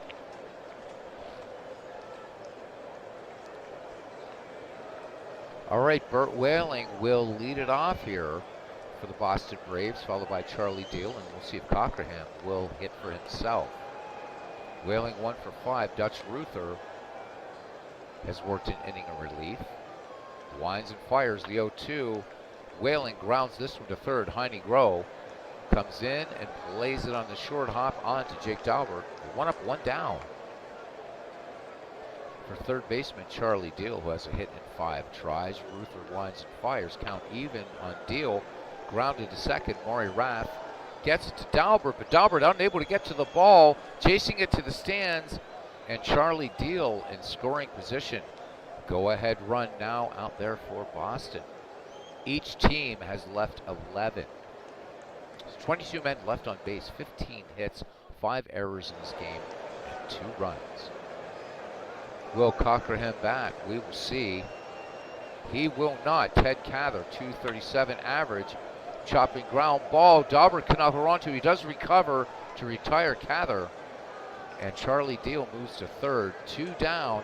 And the go-ahead run 90 feet away for the Miracle Braves. Could they get a miracle here? As Joe Connolly, 1 for 4, steps in. We're back at the top of the order for the Braves. Ruther working from the stretch in the 0-1 to Joe Connolly. Connolly swings. Ground ball to first. Jake Daubert takes it unassisted. We go to the bottom of the 14th. And we had some sort of, let me see.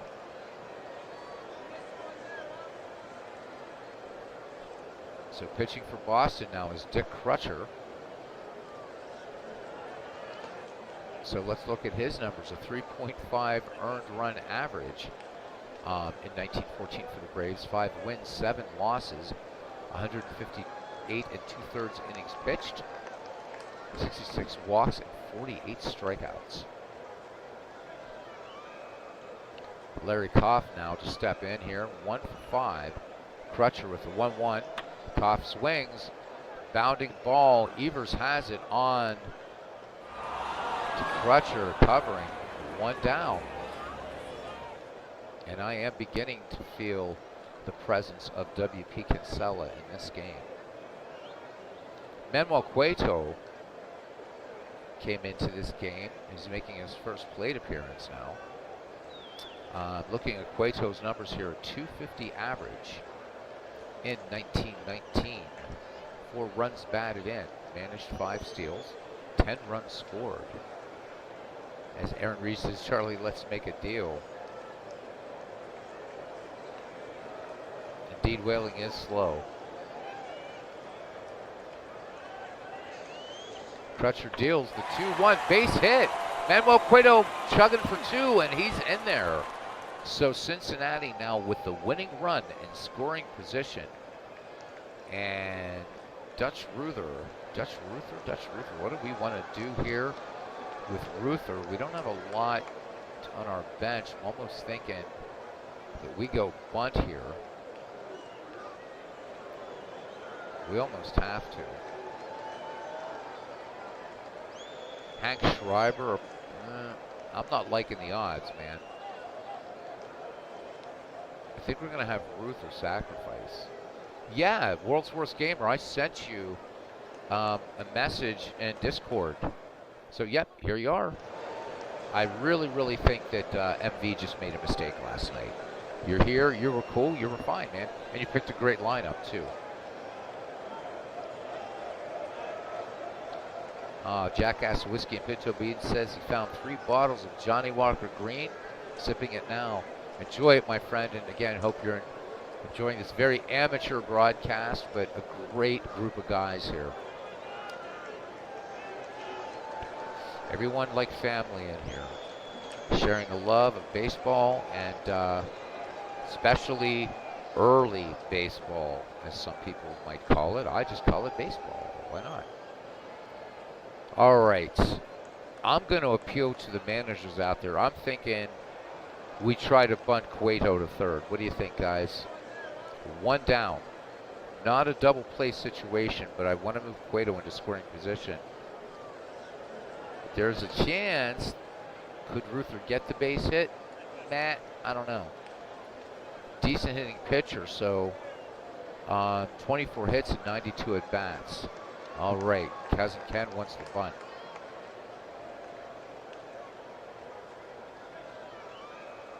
Now the question is, World's Worst Gamer liking Jackass Whiskey and Pinto Beans nickname. We love it too, man. Great stuff. So here's the other question now, Cousin Ken.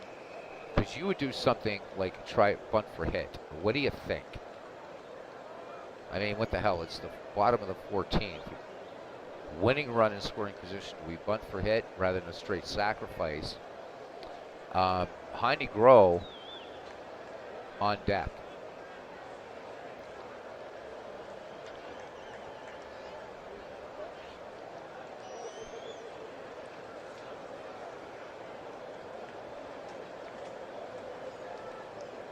See what Ken wants to see what he says.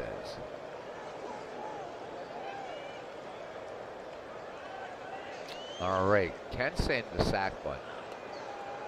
Okay, everybody's agreeing on the bunt. Okay, we're going to let Ken override, and we're going to try for the sack bunt as opposed to bunting for a hit. Crutcher winds and fires. Ruther gets the bunt down, and pouncing on it is Whaling. He'll fire it onto Evers, and Manuel Cueto 90 feet away with the winning run, and here is Heine Groh. And does Cueto have the wheels for something super risky? Absolutely not.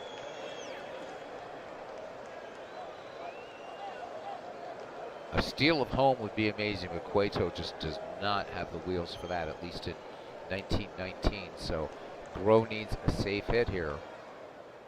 And he is nothing for 4.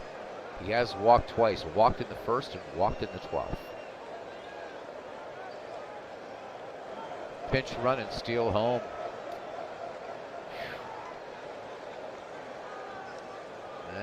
We don't have enough speed, unfortunately. Our catcher has a run of 7, and I don't know that I want to risk a run of 7. And I might want Raritan later, although I think that would be fun. Just not enough speed to do that. I like the idea. Well, he's just going to swing away. His World's Worst Gamer gives us a big LOL. I know, it would be fun, especially if we pulled it off. All right, from the stretch, Crutcher's delivery, the 2-1. Groh swings. Long fly ball to center, and Les Man has it at the wall. We go to the top of the 15th. Johnny Evers with 3 hits today will lead it off for Boston. And then Butch Schmidt and Oscar Doogie. Good Lord.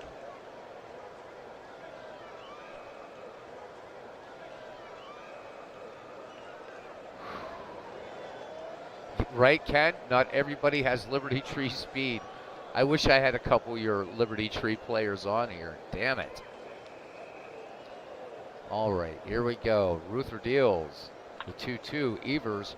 This is a high chopper to short. Koff has it. Going to be a close play. Johnny Evers beats it out. So the chalkboard saying that Koff made a poor play on it, but that was just a slow bounder. And by the time Koff gets to that, and Johnny Evers still with some speed in 1919. As evidenced by Evers' 12 steals, so he can still pilfer a bag occasionally. All right, Butch Schmidt, 1 for 6. Ruther checks Evers at first. The delivery, Schmidt gets the bunt down. It's a good one. Daubert on to Rath to retire Schmidt, but Evers moves to second on the successful sacrifice. Evers now in scoring position, 24 men left on base between these two teams, 12 each. Doogie nothing for 2. Came on as a pinch hitter or pinch runner, stayed in the game. Lefty Ruther with the 1-2. Doogie swings, shallow fly ball. Ed Roush charging in on that one, makes the catch, and Evers is not going to run on Roush. 2 away here in the 15th for Les Man. 1 for 6 now. Dutch Ruther with the 1-2. Man, this one, swing and a miss, and a very early swing, and that retires the side. Bottom of the 15th, Ed Roush, Ivy Wingo, and Jake Daubert. The number 2, 3, 4 hitters due up for the Cincinnati Reds. I think it's Jackass Whiskey and Pinto Beans' first trip into this channel, and it's this extra inning affair. Crazy stuff. All right. Ed Roush's, what, one for 5. So Dick Crutcher stays in relief. He works the 1-2, and Roush fly ball to left man, center fielder to center fielder. One down. Cincinnati fans staying here, getting their money's worth for sure here, as we're closing in on an unintended doubleheader. Ivy Wingo is 1 for 5. Dutch Ruther toes the slab. And the 1-0. Wingo swings. Little bounder to Evers. Evers showing still very good range. Comes in quickly on this ball. Fires on to Butch Schmidt. The 4-3 put out. 2 up, 2 down for first baseman Jake Dalbert. He is 1 for 5. Ruther's 0-1 delivery. Dalbert, lazy fly ball to left, down into the glove of Joe Connolly. And we go to the top of the 16th inning. So, but this game, 1 hour and 38 minutes thus far. We take out some of the commentary. We're probably about an hour and 10 in this game. And no runners on second base on my channel, even if, God forbid, I would play 2021 baseball. Never going to happen on here. All right, here's Rabbit Moranville. Ruther fires it in. The 0-2 to Moranville. Moranville bounding ball up the first base line. Jake Dalbert has it. Judge Ruther runs to the bag to cover on the 3-1 put out. 1 up, 1 down for Burt Whaling. And he doubled back in the 7th. Ruther fires it in. First pitch swinging. Whaling, hard ground ball to first. Jake Dalbert will take this to the bag unassisted. 2 up, 2 down for Charlie Deal, 1 for 6. We're just going to look at these guys. Their only hit, and that was an RBI for Charlie Deal way back in the 2nd in the Precambrian era now. Ruther brings it, the 2-0. Deal cuts on this one. Maury Rath to Jake Dalbert. Side retired. Well, let's go to the bottom of the 16th inning. Maury Rath, Greasy Neal, and Larry Koff. It's right. Aaron Reed says if this game goes any longer, it'll turn into Breakfast with Beatles. Nice one. Ken Castro says, what an opener. This is a good one. And Jackass Whiskey says, pretty soon, position players are going to be pitching. No kidding. I've been saving Bill, who is it? Oh my God, who am I saving here? Oh my God. Bill Raritan. I've been saving Bill Raritan off the bench. The catcher, you're right. May bring him into pitch next. We'll see. Actually, pretty good pitching staff for Cincinnati. So we'll see, but it could be. All right, Maury Rath. When did he get his hit? He is 1 for 5. And that hit came just a single back in the 2nd inning. Crutcher deals the 2-1. Rath swings. Chopper to first. And Butch Schmidt with the unassisted play. 1 down here in the bottom of the 16th. So Neal 2 for 3. He has a double and a single. The 3-0. Neal lays off. So the 1-out walk. And Crutcher delivers his first free pass. Larry Koff 1 for 6. Single back in the 4th. Throw over. Neal dives under the Schmidt tag and safe in a close play. Crutcher brings it home. The 1-0 to Koff. Koff swings. Chopper to third. Deal to Evers. Evers could, and this ball gets to the outfield. So they do not turn 2. It's an error, but Neal does not move up. So double play situation in order. Cincinnati not sending Neal.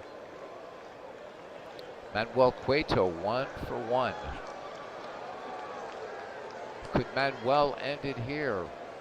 1 out. Great chance for Cincinnati to walk it off here. Crutcher rubs up the ball, peers in, has the sign from Burt Whaling. Here is the wind in the 0-1. Cueto swings. Oh, great play by Rabbit Moranville, who goes to Evers, who goes to Schmidt. 6-4-3 inning-ending double play. And we go to the 17th inning. Dutch Ruther has a little bit of gas left. Cincinnati, we'll see if they can get one more inning out of him as he's due up first. Should this get to the bottom of this, and it will get to the bottom of the 17th. But a couple good pitchers for Cincinnati. So we'll see if Crutcher actually will hit. He will not. Red Smith with a 314 average, but it doesn't matter because he chased one out of the strike zone. So Dutch Ruther picking up his second strikeout. Yeah, right. World's Worst Gamer says, glad the game didn't end on that error.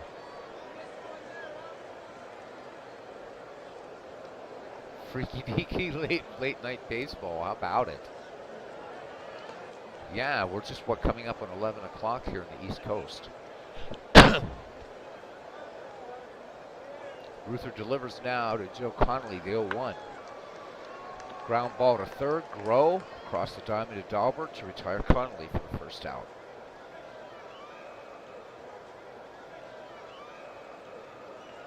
Johnny Evers has 4 hits today. So 4 for 7. Southpaw Ruther ready to work to him. 3-1 to Evers. Evers, little bouncer to second. Maury Rath onto his left, diving stop, and able to glove it over to first for the putout. We go to the bottom of the 17th. Now pitching for Boston, Paul Strand. A 244 earned run average for him in 1914. 6 wins, 2 losses, a save. 55 1/3 innings worked, 23 walks, 33 strikeouts. Opponents hit 228 against Paul Strand. The lefty will face Dutch Ruther, but he won't face Dutch Ruther. Ruther is out of there. Phew. I think we're going to bring in Hank Schreiber, because the hit percent chance for everybody else is just kind of looking kind of crap.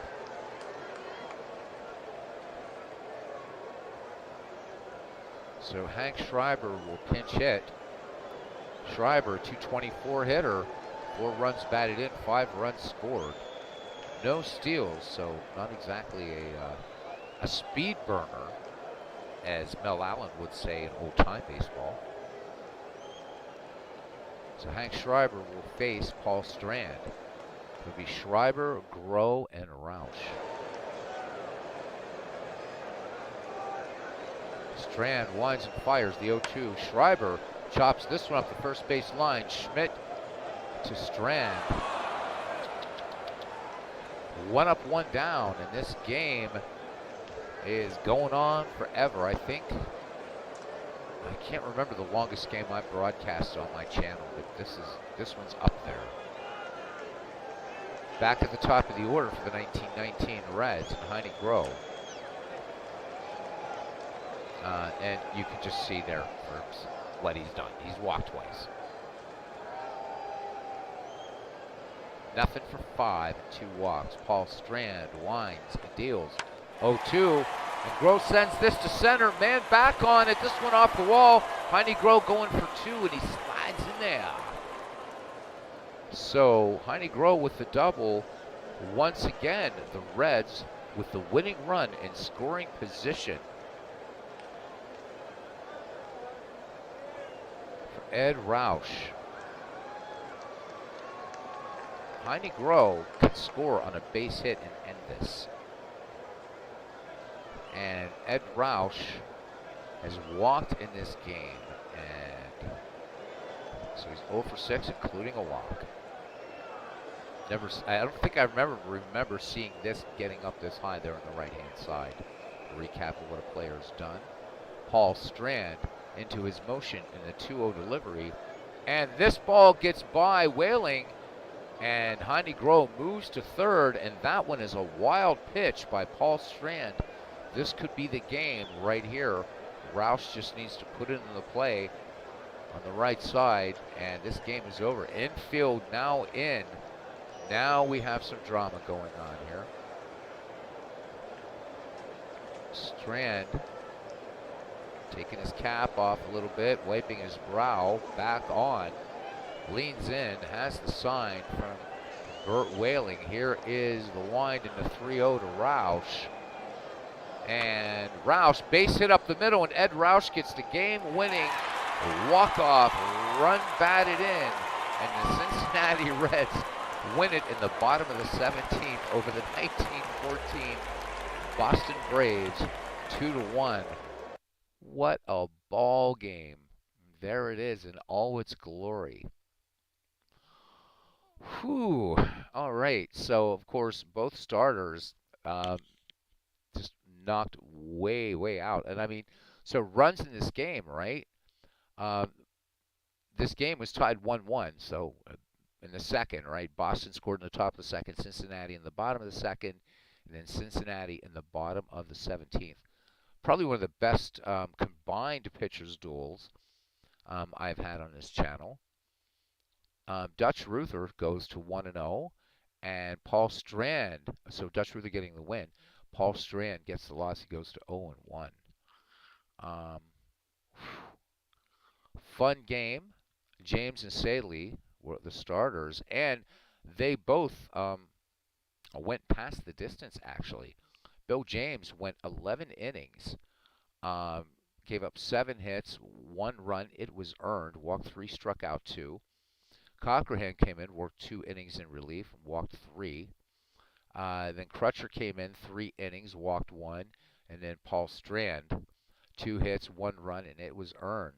Slim Saley went 10 for Cincinnati, 7 hits, 1 run. It was not earned.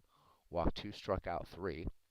Jimmy Ring worked 2 in relief, walked 1. And then Dutch Ruther worked 5 innings in relief and struck out 2. And let's go to our miscellaneous. And this game went on long enough that I don't think we have to do a full recap. The MVP, Slim Saley, not so sure about that one, but okay. Ed Roush, of course, as you saw with the game-winning run batted in. 13 men left on base for each team, Boston and Cincinnati. Johnny Evers for Boston went 4 for 8 with a double. Greasy Neal for Cincinnati went 2 for 3 with a double, and he walked twice. That's really something when a highlight is walks. So, that does it. Let's look at our playoff bracket now.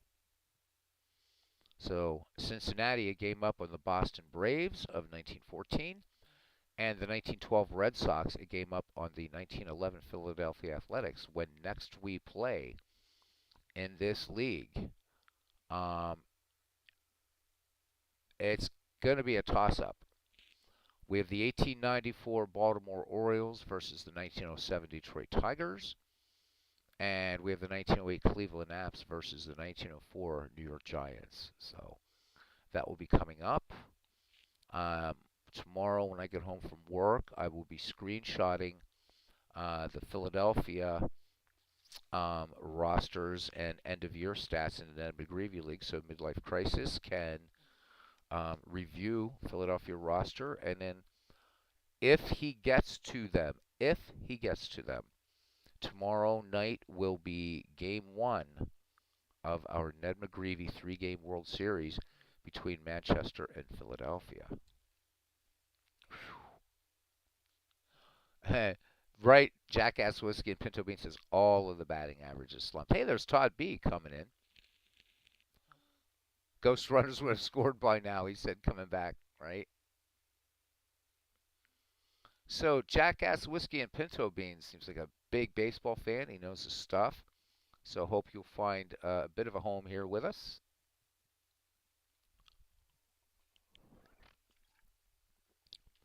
He says Tris. Yeah, Tris Speaker second in batting in this tournament.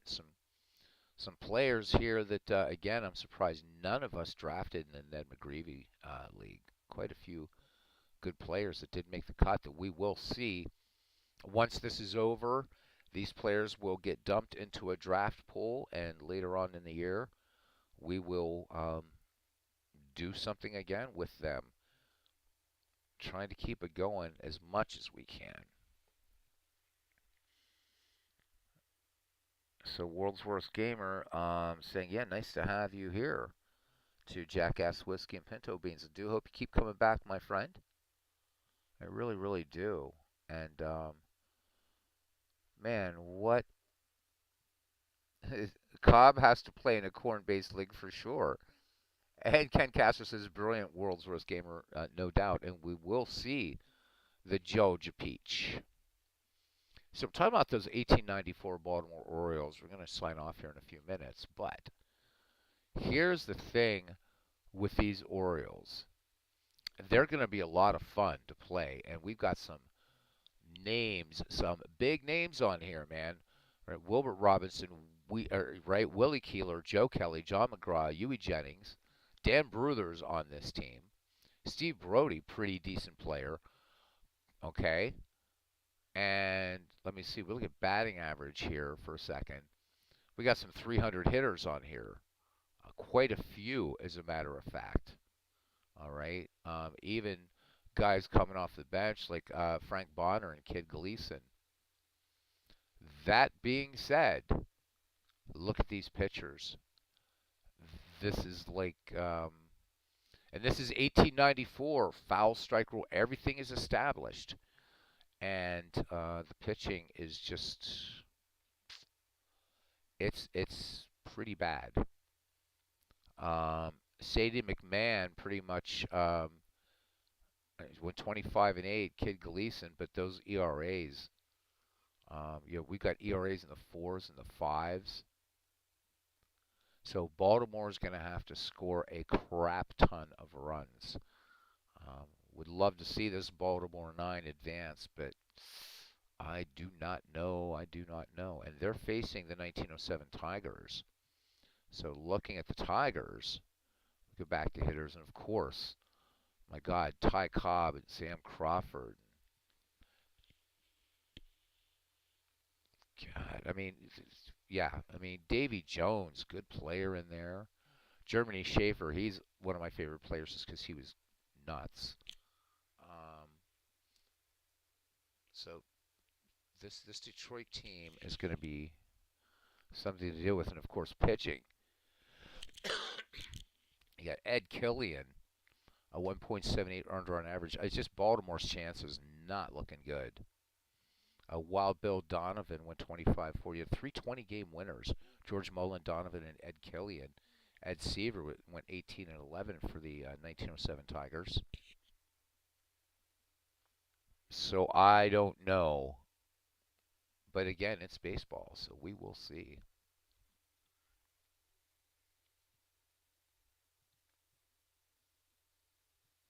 Aaron Reed says, Beatles, we got to shoot the crack sometime soon. Should be back home sometime Sunday evening. Yeah, sounds good.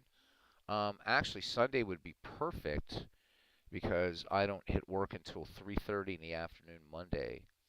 So even though I'm going to be supremely, like, totally, yeah, sad because it's, so my good friend Paul was born on St. Patrick's Day. So, of course, we're going to a big St. Patrick's Day. My girlfriend's joining us. A bunch of us are joining us. We're going to a St. Patrick's Day parade, hitting a bunch of Irish pubs, and just going to end up probably some karaoke bar or something on Saturday evening. And I should be pretty well hammered by then. But yeah, I mean, I'll certainly be able to. We'll be able to talk. It'll be fun. It'll be fun. So, oh, that's all right. What game is next? I'm trying to decide, cousin, whether we should go with the 1894 Orioles versus the 1907 Tigers, or the 1904 Giants and the 1908 Cleveland Naps. Now, again, if you didn't step away, if Midlife Crisis has a chance to look over his Philadelphia rosters, I'm going to put him in Discord. If he gets a chance to look them over and send me any changes, um, then tomorrow night would be game one of the Ned McGreevy World Series. So that's kind of where we are right now. Well, Aaron, who knows? I'm going to be all over Pennsylvania, this part of Pennsylvania. It's St. Patrick's Day. It's a holiday for me, man. So, and then what's fun for me is March 19th is the Feast of St. Joseph, and that's like the Italian equivalent of St. Patrick's Day. But yeah, I'm not going to go get drunk on St. Joseph Day. It's a Sunday, and getting drunk on Sunday is just really weird to me. So, Addie Joss, the human hairpin, Jackass Whiskey, and Pinto Beans. What a great pitcher he was. Pitched with meningitis throughout his career. World's Worst Gamer says, he says, I think my mom is making me a loaf of scones for St. Patrick's Day. Looking forward to it. Yeah, you know what? I was going to make some Colcannon. I just realized that. But I don't know how I'm going to be running around with a big, big pot of Colcannon on the day after St. Patrick's Day. So probably going to skip the Colcannon this year. So scones, good stuff. Yep. Okay, so March 20th, the Out of the Park 24. Yeah, if you're going to buy it directly from the developers, it's the 20th. Worldwide release on the 24th. I'm going to wait for the 24th because of the Steam Workshop. I just prefer to have that. But early adopters, you get it 4 games or 4 days early, 3, 4 days early, whatever. If you order directly from Out of the Park Developments, I know Todd and I really, really, really looking forward to Out of the Park 22. So is the Cubs to Bears, who said the other night he has something like 1,000 some hours in Out of the Park 22. I average about 150 hours each edition. So the Cubs to Bears put me to shame with Out of the Park. Jackass Whiskey and Pinto Beans says, just cook some bok choy and onions. Oh, nice. Love bok choy and love onions. Good stuff. So he says you didn't like. Just curious why you don't like Out of the Park baseball, Jackass. I mean, we all play what we love. I'm just curious what you didn't like about it. If you wouldn't mind kind of sharing. It's a polarizing game, and not just in this community. It's very much a polarizing game. Some of us love it, and, and there's not like a where we have people that are kind of meh about it. People either love Out of the Park or strongly dislike it. I love it. I think I play a lot of digital baseball sims, and those two are my favorite. Or Action PC and Out of the Park. I think they're perfect. You know, they complement one another very nicely. Just my opinion. And then that my second tier would be Diamond Mind and Baseball for Windows. So World's Worst Gamer says he's not into it either. Graphics, he says, look like arse. Also, if he wanted to be that deep into GM, I would be one in real life. So, respectfully, for me, I think the graphics, considering that it's really a text-based sim just like this, and just like Diamond Mine, I think the graphics are actually very nice. And I've never played General Manager at all in Out of the Park Baseball. I strictly am a field manager in that game. But you can play it how you want. Of course, there's no GM in this really, unless you deal with like player values and you want to do trades. So, but I can get where, I mean, because the engine is, I mean, for GMing in that, I don't give a damn about the price of pretzels and beer, and the things that I replay. I like that Out of the Park very easily can do things like tournaments a lot easier than this. And you can just, 2 clicks of the mouse and you can replay any World Series or anything you want. I think they both have their strengths. This one, though, for flexibility, there's nothing that can touch this game. Out of the Park Baseball, you get everything. This game is an investment. There's a lot of money. Either way you look at it, you're going to spend 3 to 4 figures to get everything in this game if you want everything. Anyhow, okay, Jackass Whiskey and Pinto Bean says he didn't get into the mechanics of it, felt it was frustrating. And I agree with you, Todd. It is a misconception that Out of the Park has to be a front office game. I've never, ever, ever, ever played it as a front office game.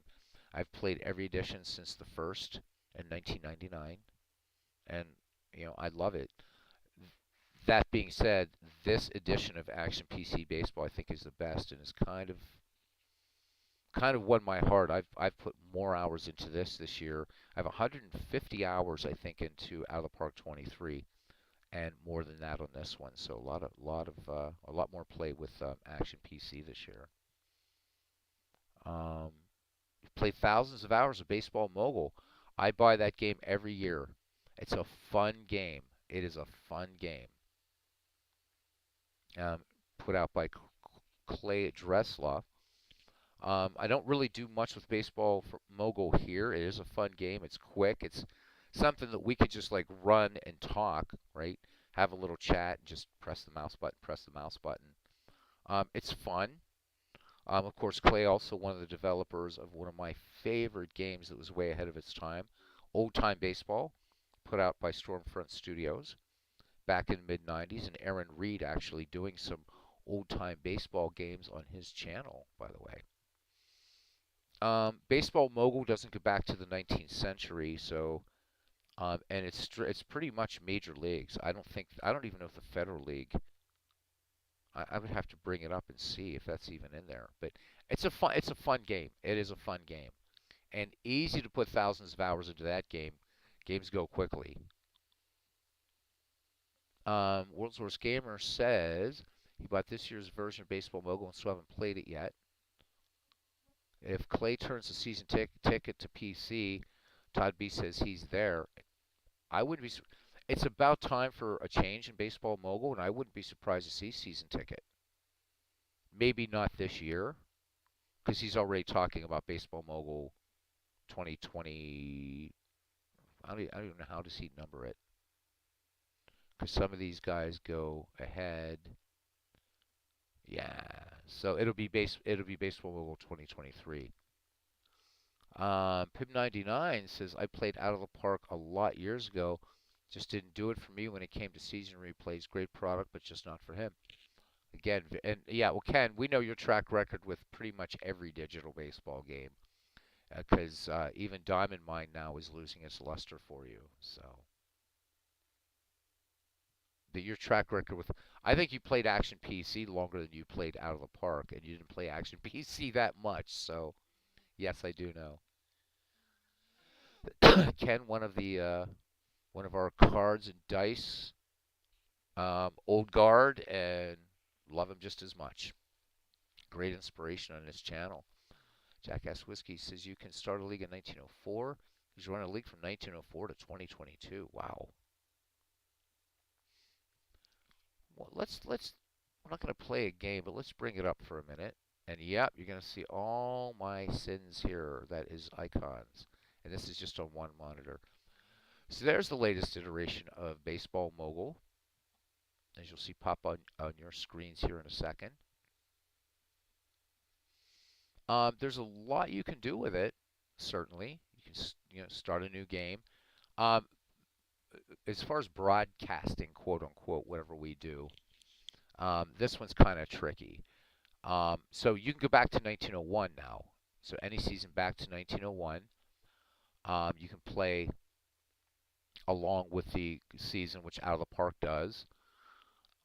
You can do fictional players, which I never do.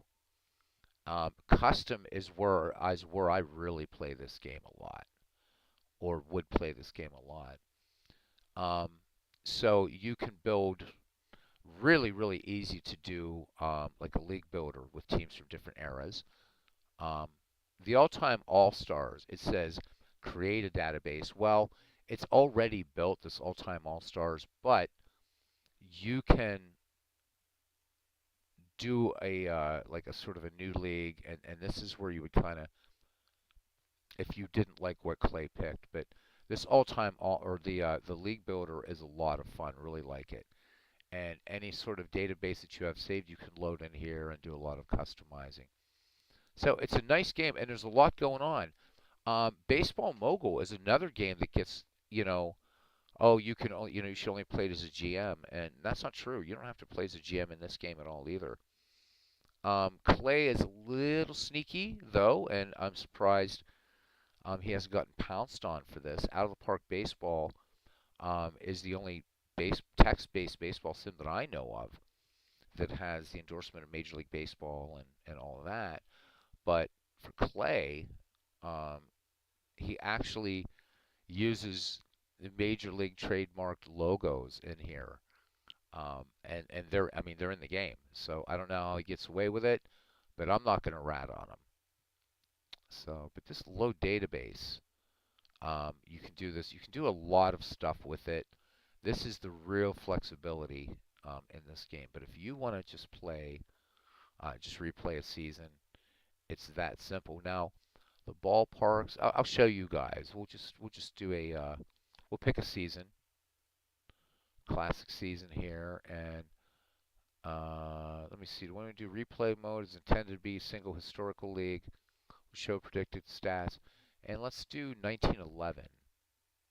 We'll just create 1911, and I'll show you guys here. Now these old logos probably not as much. Now it does have Negro Leagues, and you can load retired players. We'll do all that, and let's play in 1911. So super easy to set up for this, and it's even easier to set up just mixing leagues or mixing teams. Of course, we're going to manage the Philadelphia A's and the difficulty level. I don't really worry about this because this is really tied into it's really tied into the GM model, which I really don't care about. There's a lot of advanced options in this game, but we're just going to play. And these games go out just really, really quickly. So there we go. We get this. There's the Philadelphia A's logo as it was. And if you notice in Action PC Baseball, um, right, Dave is very careful not to include these logos. We get a nice little picture here of Eddie Collins. Although Eddie looked a little bit more. I think the artist was kind, but it's pretty cool. It's pretty cool what it can do. Um, you can look at like your depth chart and stuff like that. There it is. Everything is clickable. There's a strong early or mid years, I guess, out of the park baseball influence on this, including the whole ticker. But everybody's clickable. Ratings, you get the players, stats. It also kind of uses, is the player happy where he is? Ratings, I like the way he does the ratings here. I like 1 to 100 rating scale. And if you were playing as the general manager of your team, Eddie Collins refuses to be traded. So you can just keep trying till the cows come home, and he is not going to be traded. You can, of course, go in. If you turn on commissioner mode, you can edit players in this game. So there's a lot of depth to Baseball Mogul. If you want to get in there, you can change his range. You don't like what Clay Dreslov picked, change it up. But a nice game. It really, really is. Click up here. You can look at any team you want. So my Pirates, not so good. Wagner still with them in 1911, but the Pirates would start to fall off in just a little bit. Not to be terrible, but I like it. I like it. But let's just play a game. Let's not an entire game, but let's go to calendar. And I think this is opening day. Yep. So, let me see. Oh yeah, here we go. We're going to simulate, and would I like to turn off? No. Now here's one of the things with it. If you want immersion with ballparks, you're not going to get it. All right. And you can see the game's just going. Now I can have it pause.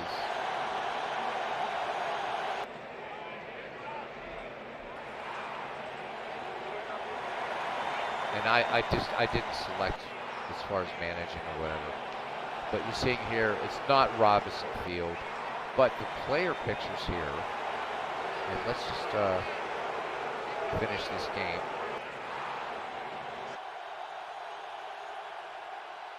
And it was 8-1 Cardinals because I didn't manage. If we actually go to back to the A's and we play them, and actually, oh wow, we beat the Senators 16-6.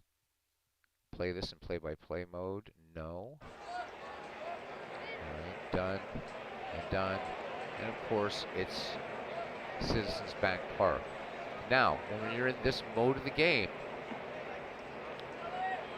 first I should say about these players. If you get baseball mobile, you don't have to worry about, like, say, copying your players from your out-of-the-park directory or action PC. You just get all the logos and players from a server, and that's right in the game. So that's nice. You play this as a manager. You can do it as a player if you want, which is kind of like a sort of a half-baked but fun kind of arcade experience. You can choose what pitch to throw and its location, and if you're hitting, you're swinging away, you're doing whatever. And as a manager, you're just playing, right? So, for instance, down here you just swing away, bunt for hit, and then these are all your choices as far as defense. Shows the pitcher's best pitches. So Jack Holmes rated higher as a curveball pitcher than a fastball pitcher, and you get all these really nice ratings and stuff like that. So I would just click bat, and here's basically, there's no play-by-play in this game. So single to left, and all you get is Doc Gessler single to the left side, and then Eddie Foster at bat. And then the play result shows where the ball, right, is in play. If you're playing, well, you see all these, right? But if you're playing in player, you'll see, if you do it as a player mode, as each pitch comes in, as pitch by pitch, where the location of the pitch is. Nice little touch. Little ticker that goes on down here that I really, really like. Keeps the standings going here. And Jackass Whiskey and Pinto Bean says he usually plays as manager.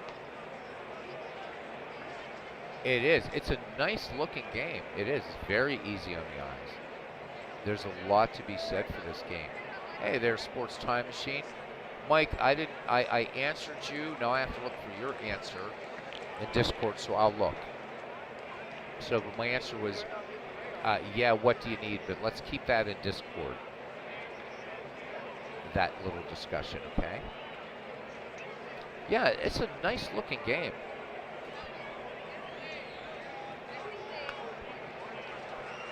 You know, you can get a box score. What the box score does is automatically generate a web page. Let's let this catch up and see if it came up for you guys. There it is. So it automatically generates a web page. One of the problems with it, though, is if you try to click and go out from here, you kind of really can't do that. But it's nice, an on-the-fly web page, no CSS, nothing fancy. You can get a game recap. And the game recap is much like the quote-unquote film option that you get. So you see what happened on the count, the pitch, the play result, and then through the game. And again, it just generates this. So really nice if you were doing a league in this or you whatever, and you just wanted to post your results and you didn't know how to do any HTML or CSS or anything like that. Game does it for you. I think it's really nice. Action PC has a similar feature, but I think this one's the most elegant of them all. And World Source Gamer is absolutely right. All these, everything really nice. I mean, look how clean that is. And you don't even have to look at the numbers, right? I mean, you can just see, okay, Pat Saganti here, you're going to want to play him at first, right? You know, and of course as a catcher or whatever, but as far as out here, right? And he went trade, but again, I don't play that. You want to do substitutions? Click here. There's your substitutions. You can do double switches, whatever. If I want to look at Eddie Foster, just really quickly, there he is. Quite a defensive player was Eddie Foster. Look at him around the infield. This guy could play anywhere. Mostly a shortstop. So yeah, I like the game. I like the game.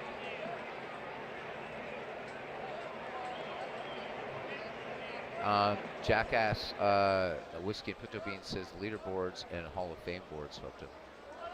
Really, yeah, it's a nice game. It's just, it's I think more one that like right now that we're chatting, right? I could just, this game can run, and I don't have to worry about calling it. So there's two aboard. Here's Sam Rice, Hall of Famer. Jack Combs wheels and deals to Rice. Rice cuts on it. Base hit to left. And so Sam Rice with an RBI, and I have to remember that it was Gessler. But still, it's great. You can't really see, it's again like you can't, this is more like out of the park baseball where you're not getting the defense names, but again, here is the entire pitch sequence for the Sam Rice at bat. You can select what you want to look at, game stats or season stats for batters and pitchers. So I think Clay's done a nice job. I would love to see, since he's done logos and players, that if he could get ballparks in here, that would be brilliant.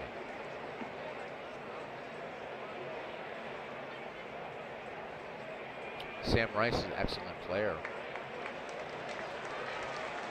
Baseball Mogul made you research the players. Yeah, it's fun. And just for giggles, right? You had I don't have an earlier version. I started playing Baseball Mogul, and you can find free versions on Sports Mogul website. If you want to go back and revisit some older versions of this game, we're talking, we'll let this game play for a little bit.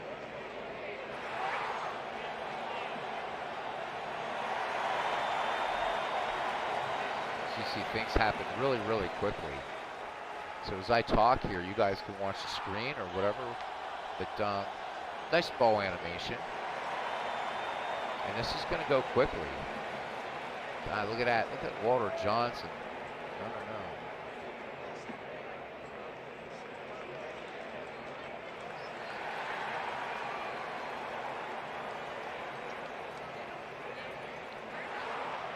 So yeah, a good game. Has a lot to. There's a lot going for Baseball Mogul.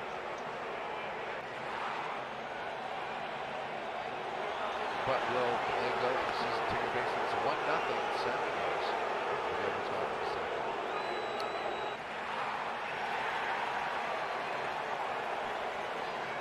The crowd is a bit much. Oh man, there's Chick Gandil.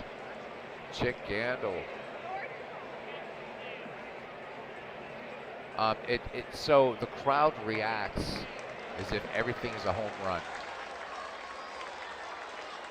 when there's a hit.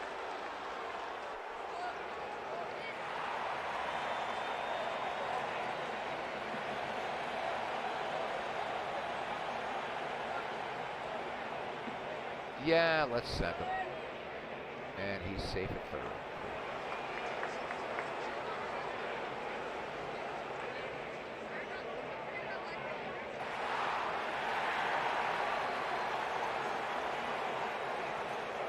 Two nothing, man. These Senators kicking our arses. There's our buddy Sam Thompson. Or no, that's Harry Thompson. Wow, what am I thinking? That's Sam Thompson. Wrong era.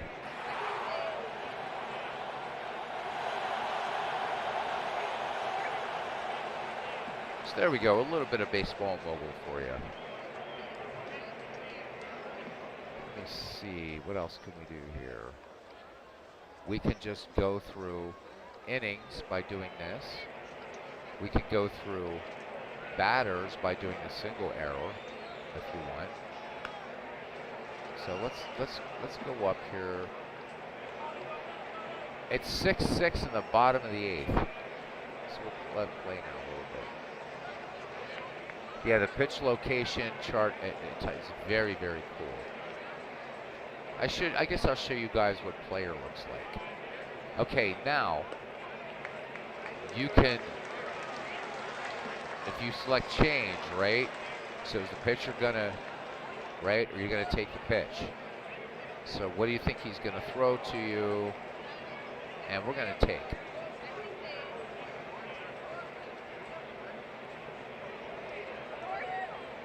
One-oh pitch. And let's don't guess.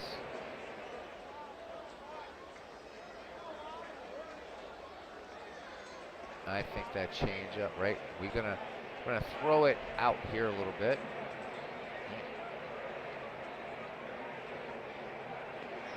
Guess location. I forget how to do this part.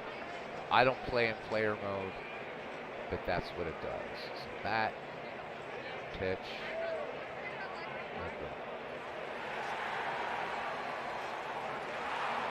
See who wins this game. Oh, Gapper into left center up the alley. So two aboard for our A's. Bases loaded, and here's Amos Strunk. Clyde Milan deals.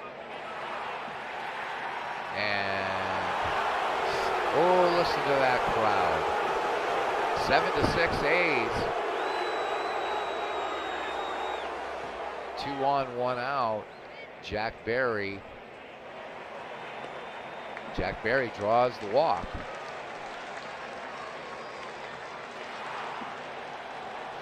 Fly ball to right. And the ball kind of, so Danny Murphy tags up and scores. And Harry Davis makes it to third. Runners at the corners, 2 away. Here's Cocky Collins.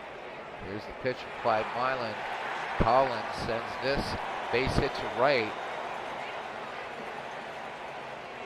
It's 9-6. Look at the A's go. But even if you just play this like mouse click by mouse click, the game moves very, very quickly. So we'll let this top of the ninth play out so you can get a sense of how quickly it plays.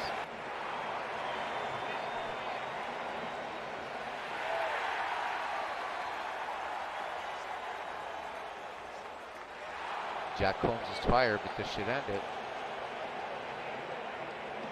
And that's it. So the A's won 9-6. Now what you can do with any game that you've played, you can left click for the box score or right click for a recap.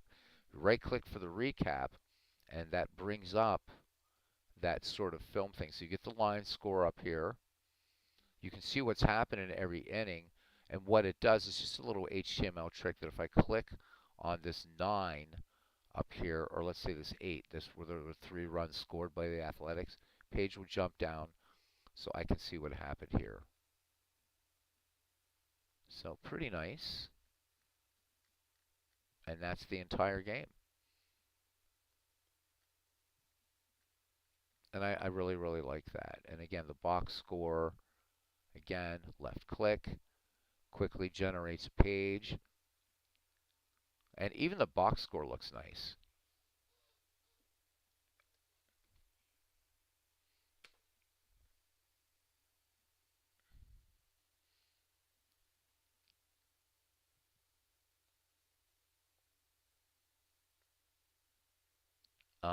By the way, sorry, Mets World Baseball Classic tonight. Huge injury. Oof. World's Worst Gamer says after seeing this, he realizes he needs to get back and play a little bit and have some fun.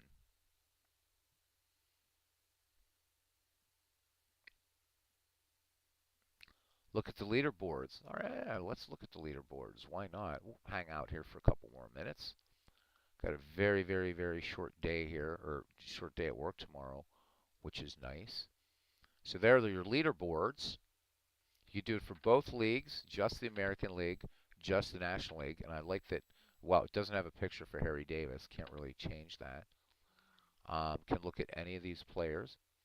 Really nice. Um, very, very. It's clean looking. It's very clean looking. It doesn't. And then there's of course up here you have, as with any good baseball sim. This is the one I stay away from. Budget. I don't give a shit. You got headlines. We can show all the headlines thus far.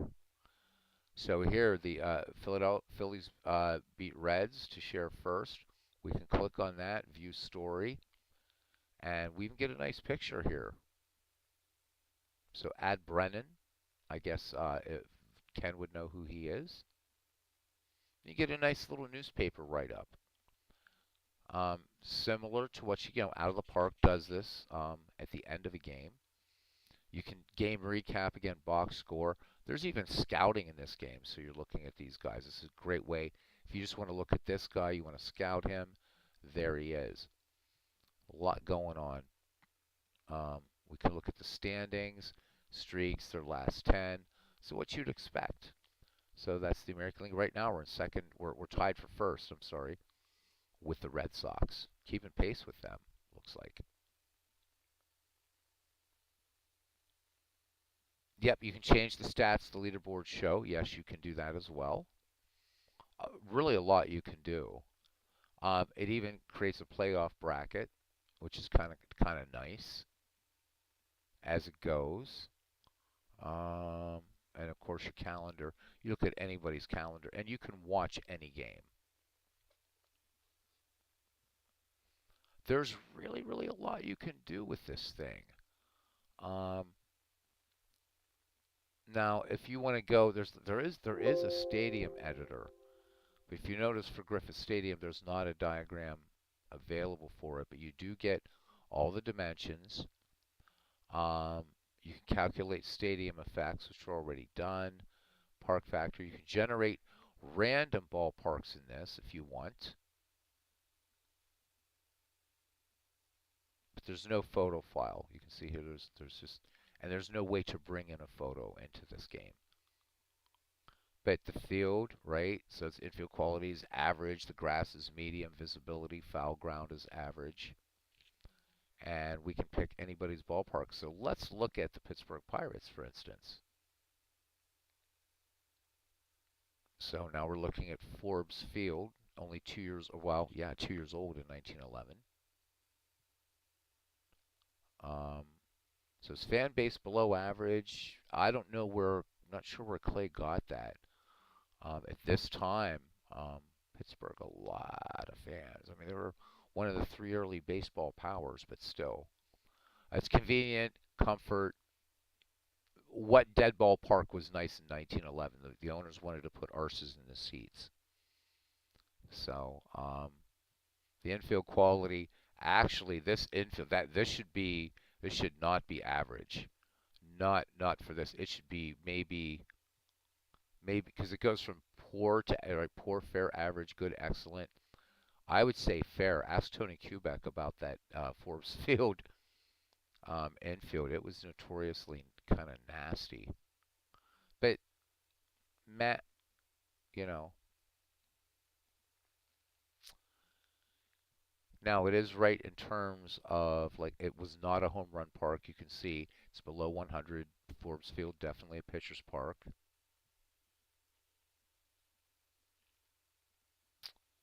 So what else can you do here? You can go into your league editor, and these are currently disabled, so you can't. But you could rearrange your league during like the season, whatever.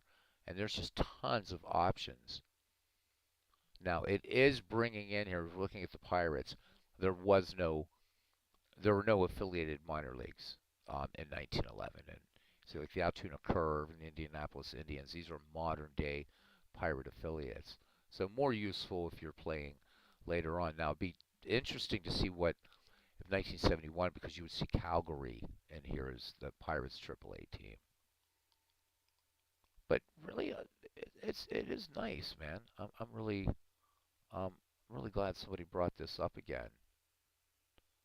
You can do roster rules. You can do some league settings if you wanted to do this. Um, but again, this is more the GM model.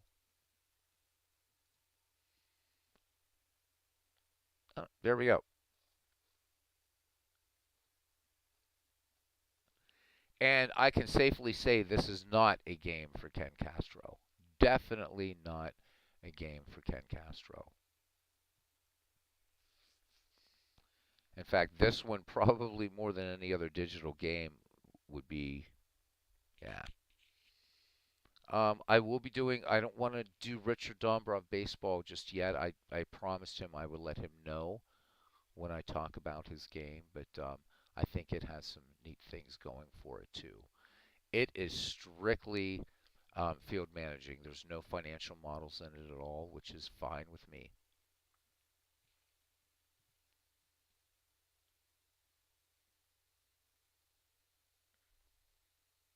Yep, there is a lot to it. Definitely a lot to this game, cousin. But this is not for you, buddy. You are if I were to try to get a cards and dice guy to play baseball, like digital baseball, I mean, I thought Diamond Mine would be kind of gets there at least with its aesthetic. But really, it's Digital Diamond and Dombrov that I think are really good for guys that want to play cards and dice, but with a digital interface, and you certainly can do it. And some people like Strat PC, but I'm not going to really talk about that. So that's it. There's more to show. There's a lot going on in this game, but glad you guys like it. Sorry, would I extend Eddie Collins? What am I doing with Eddie Collins? Oh, yeah. So there's Eddie. And so here's another nice feature of this game where it gets deep. Just like Action PC and Out of the Park Baseball, you can set manager tendencies down to the player level. So if you really wanted to get in every single team. So I'd probably want to hit and run more with Eddie Collins. I would probably want to up a lot of this, and especially stolen bases. Everything just defaults to average. Nice help files all the way through here that pop right up. So for people maybe just starting to learn the game of baseball, this is really, really nice for them.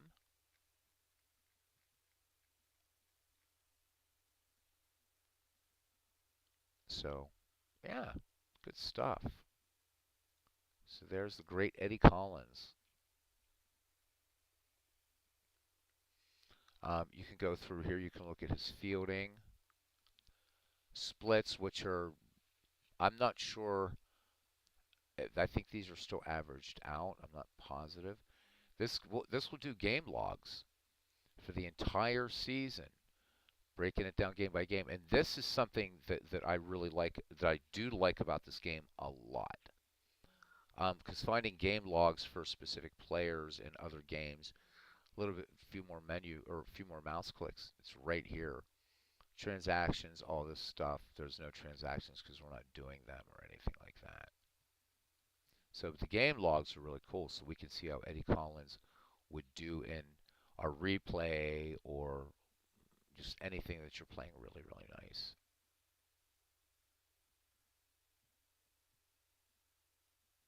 And then you can, of course, scroll through this way through all the players on the Philadelphia Athletics if you want to do that. And we can have a look. There's Home Run Baker looking kind of stern and see how he's done.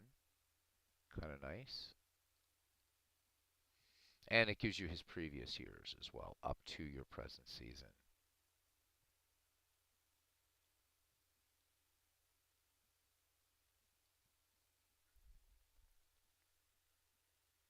The game log is really, really, really nice. Game log is really, really nice. Todd B says, I once bought a Yahtzee game at a garage sale for the Dice Cup, and his wife goes, really? Hey, man, Dice Cups, buddy. Best ones you're going to get, though, if you want some sexy ones, you got to kind of be in my industry. So in sleight of hand magic, if you buy a dice cup that's used for something called dice stacking, you will get a beautifully made dice cup. I have one here. It's really nice. They're fantastic. Um, so just a little tip out there for you. Look for dice cups for dice stacking, and you will get dice cups that are absolutely brilliant for playing cards and dice baseball, and for stacking dice if you want to learn. But if you want to do that, you got to buy casino dice to be able to stack dice. And it's frustrating as hell, but it's a lot of fun once you learn it. It looks like magic. It's not, but it looks like magic. It's pretty cool. All right, this was a lot of fun tonight.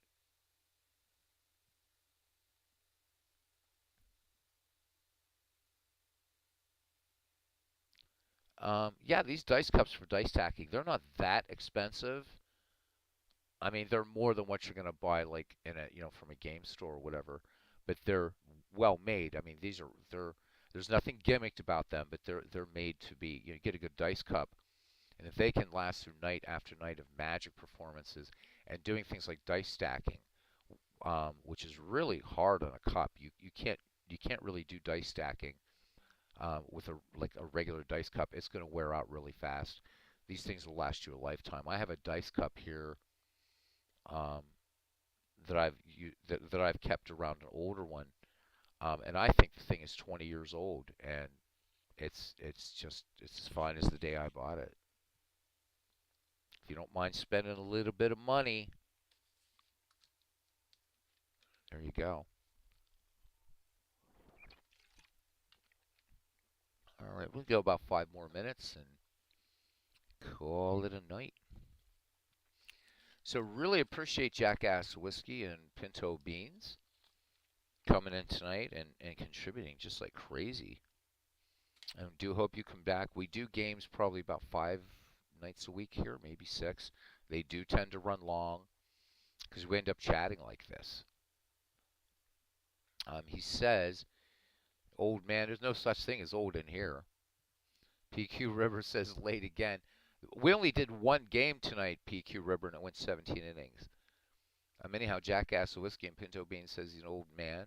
Used to play D&D. Still have your dice. Oh my God. But you're not an old man. No such thing. No old people. Well, now Todd B's going to jump in and say, except for Clinton, but. Oh, no. Okay, so Todd B's going to fire the shot across Ken Castro's bow, saying, Ken has dibs on old man. Anyhow, good to see you, PQ River. Yeah, luckily it replays. So the game itself went an hour and 45 minutes, and there really wasn't a lot of chat interaction in that game. It was 17 innings. So 1919 Reds and 1914 Braves was tonight's game, as the tin says. So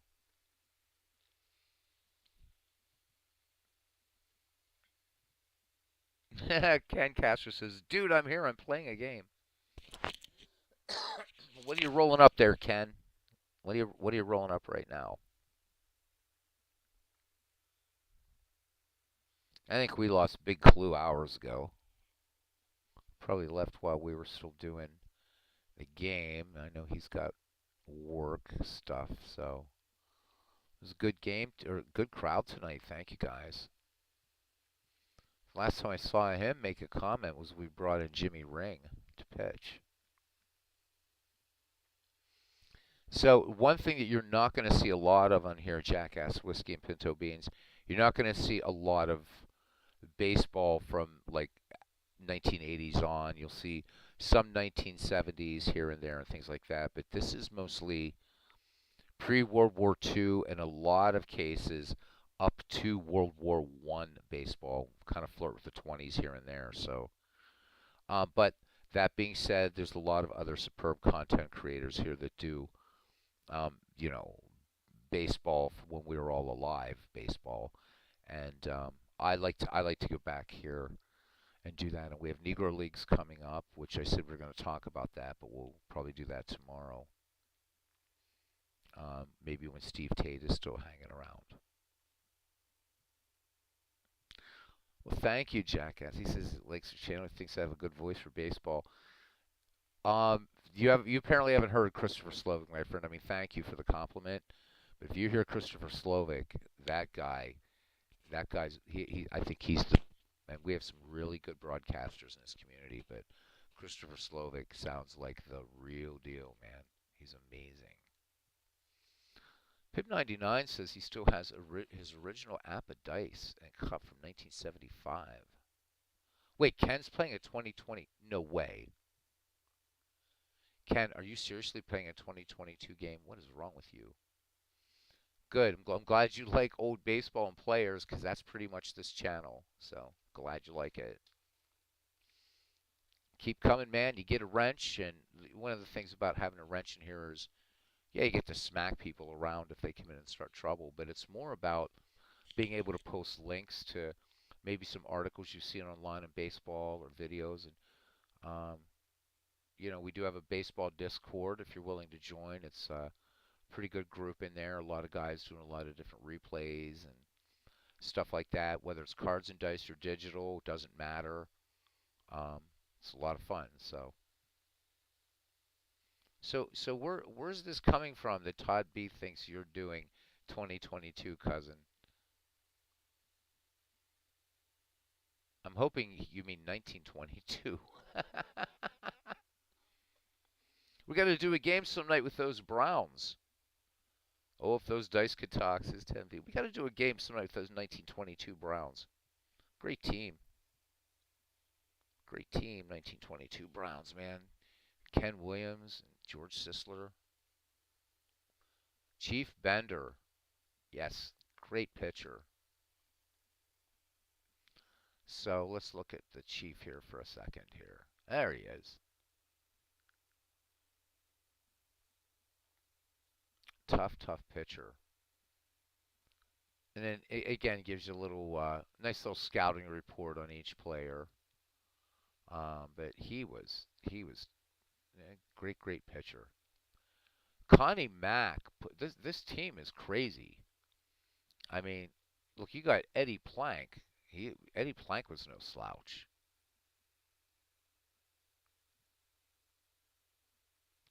Tough Jack Combs, good pitcher. It's a tough rotation here.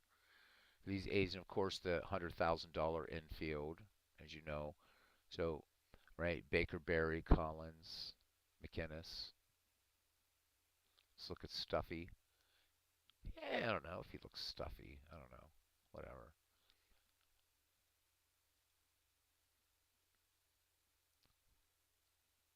You can change his position. You can create a new secondary position if you want for any player.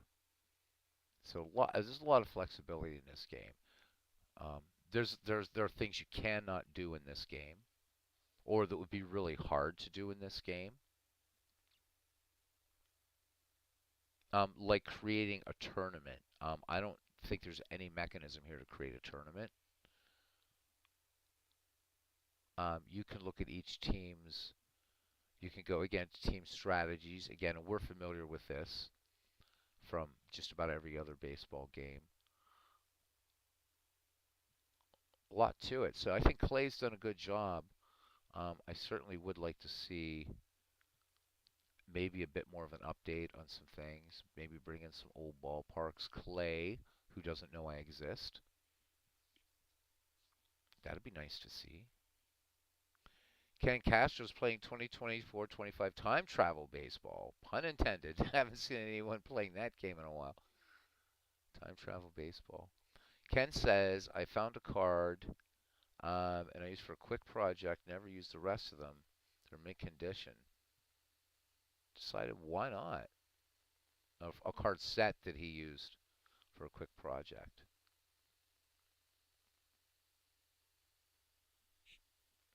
So I love just like the stories that, everybody talks about. One night, oh my God, it was the Cubs, the Bears, and Ken Castro in here, and because I had asked everybody in the chat, what was your first, like I asked them to talk about what it was like when when they first, as because they're a bit older than some of the folks here, they're not senior citizens, but wanted to get their perspective, right? Because they would have remembered, right, when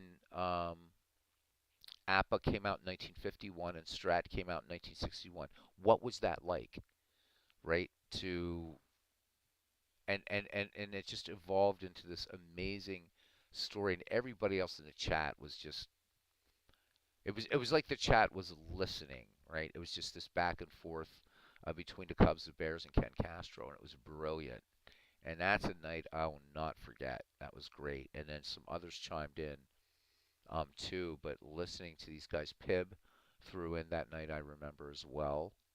And it was just absolutely brilliant to listen to to read. It was almost like I could hear these two talking. That was fun. I will never forget that because I don't know what that's like. What that must have felt like, and being a baseball fan. And I mean, as a little kid, I followed baseball cards and that, but I jumped into baseball as a digital gaming, not cards and dice at all. That I didn't start playing cards and dice baseball till I was an undergraduate in college. So I was playing digital baseball. It just the stories they told were priceless, priceless, priceless. Yeah, and Pid remembers it. You threw in. He said it was a great discussion. Yeah, Robbie hasn't been around. I think Robbie might be lurking. Not sure, but hasn't been around too much. Hope he's okay. We love our Robbie. Maybe he has a girlfriend. That'd be something. Jackass Whiskey and Pinto Beans says a few years ago, he says a thrift store and found a bag of baseballs for $2. Turned out they were baseballs from the Northern League that all signed. That's a cool find. I love the fact that thrift stores don't know what they have.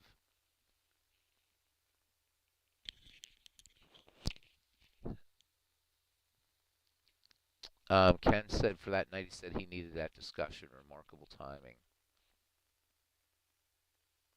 Yeah, and Pib mentioning that night, you're right. He says, I realized that he says he realized that he had read Ken's work in the old APA journal a million years ago.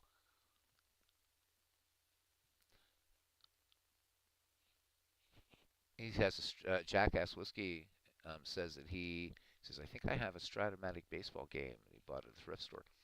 Ken, if you would feel so inclined, maybe for our new visitor, please feel free to put a link to your Substack, man. I think he'd really like it. I mean, it's up to you certainly, but you know, if you'd like, Ken Castro is a brilliant, brilliant writer, and the way he writes about baseball is just it's wonderful stuff. So one of my favorite American authors is F. Scott Fitzgerald because I like the poetic style of his prose, and Ken really captures that for me, that kind of F. Scott Fitzgerald feel. And that's high praise, cousin. So I'm a big Fitzgerald fan. So, um, so Jackass Whiskey, Pinto Beans. I think you'd really enjoy Ken's writing. So he's going to put a link to something he's doing. He has a really cool project coming up down the line. Albert Goodwill Spalding, that great baseball tour that he did back in the 1880s. wanting to convert the world to baseball. And Ken is going to be researching this down to train schedules, ocean liner schedules, and writing it as a sort of journalist going along with it and that. And I'm was asked to be kind of part of it to play some games and stuff like that, and really looking forward to it. Um, Ken's just really good stuff. Excellent writer, and his baseball knowledge is off the charts. Like everybody here. Yeah, many people. Yeah, big fan of. I mean, my background and everything. So there's not a lot of American authors, but Fitzgerald, Faulkner, big Faulkner fan. Probably get shot for this. Not a big Ernest Hemingway fan. A little bit too understated. I'm still trying to figure out why Hills Like White Elephants is about abortion, but okay. I think he wrote some good stuff, but Fitzgerald and when I read Ken's stuff, I feel like I'm reading at Scott Fitzgerald. There's just that feel. It's not like he's parroting Fitzgerald, but it's just that the way Fitzgerald could describe, you know, you can have a real sense of time, a real sense of place, and I like that about Ken's writing. So, among other things, and his son is a creative dude. Okay, here's the link. Yeah, I think you'll really like it. I think you really like this Jackass whiskey. Good stuff. And you know, I'm one of the smaller channels on here, but the people that come into this channel at night, and we hang out here, and it's after midnight on the East Coast. And as World's Worst Gamer put it so well last night, he said, "Here we are, all hanging around, near midnight, watching players that 99.999% of baseball fans have never heard of." And that's why I'm keeping this channel so niche. It would be really easy to, hey, let's look at let's have a look at the 2023 Seattle Mariners or Pittsburgh Pirates or whatever and jump on the bandwagon. But I just don't want to do it. There's guys that do it better, so why reinvent the wheel? And I'm creating a little corner of the world where I can do this. But there's other guys that do some older stuff too. You'll see occasionally some older baseball with our Red Sox fan who's very good. Legend Sports Universe does some. He does like a franchise greats league using MLB The Show. Um, David Baseball Demos and Sports Time Machine will occasionally stray into older baseball. But we've created a little corner here, 311 subscribers, and it's cool. It's cool. It's fun. We're sitting here still hanging out, and we're approaching 3 hours. One night we did a 7-hour stream, and most of it was everybody was talking. Like to try to get people on the mic. We'll get Aaron Reed back on, and anybody would like to come on and talk sometime. Be fun to have a chat. Gets boring just hearing my voice. Ken says his son is writing a guest post next week, baseball politics thing, in the 1950s, but not sure.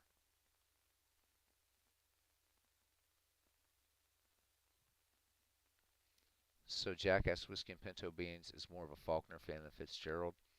Toss up between the two towering American authors.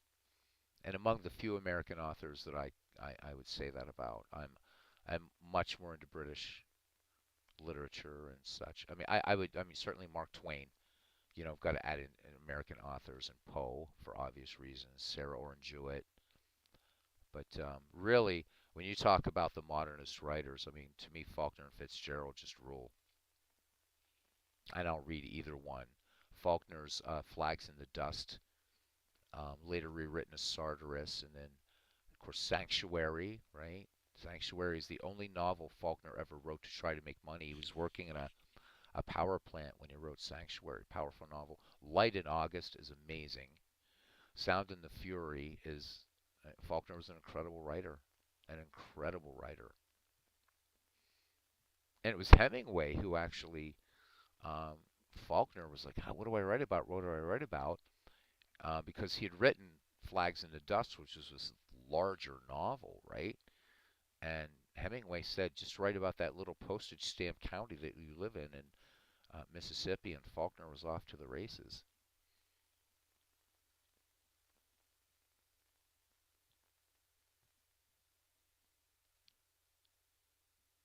Revered writers as a lad, I still do. You can only write poetry. If you can only write poetry, you're a hell of a writer. I mean, poetry, pff,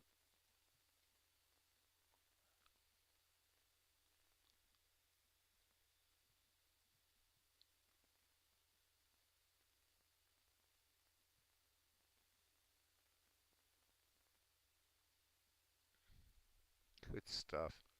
I wish I could only write poetry. And then J.R.R. Tolkien did both, so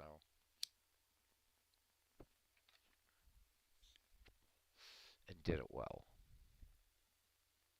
Words are indeed magic. They absolutely are. And I know sometimes it may seem to some of you guys that I'm picking on Robbie when I say read books, but I'm not. I just I mean I've been talking about the Ring Lardner book forever. It's like get that, read that, read Crazy '08, and read outside of baseball, of course. But Robbie's he's come a long way learning the game though, and that's good. I just would like to see him jump in. Speaking of books, back to baseball.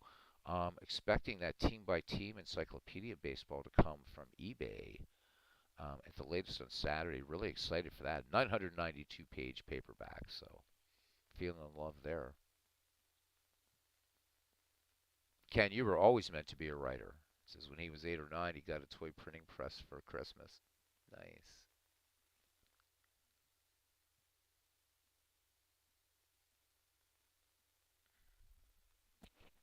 That is really cool.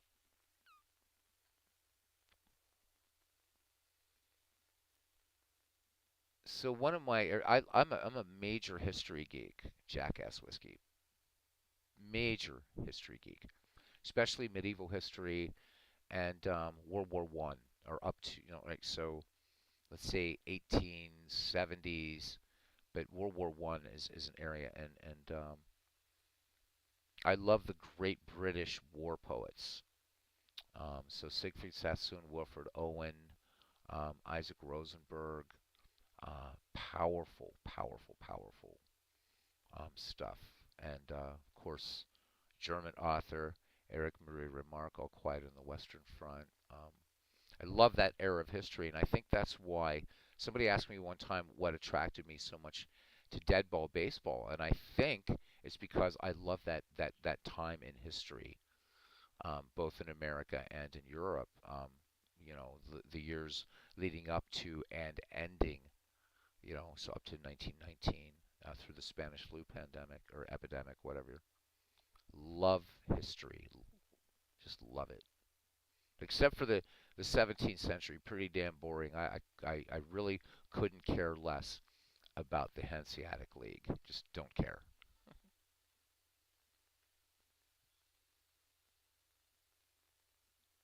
World's Worst Gamer says he's a poet and don't know it. Um, Ken says the next year, he says, my buddy and I started a one sheet handwritten newspaper, put it in mailboxes on the street. That's cool. That is cool. And I agree with you, World's Worst Gamer.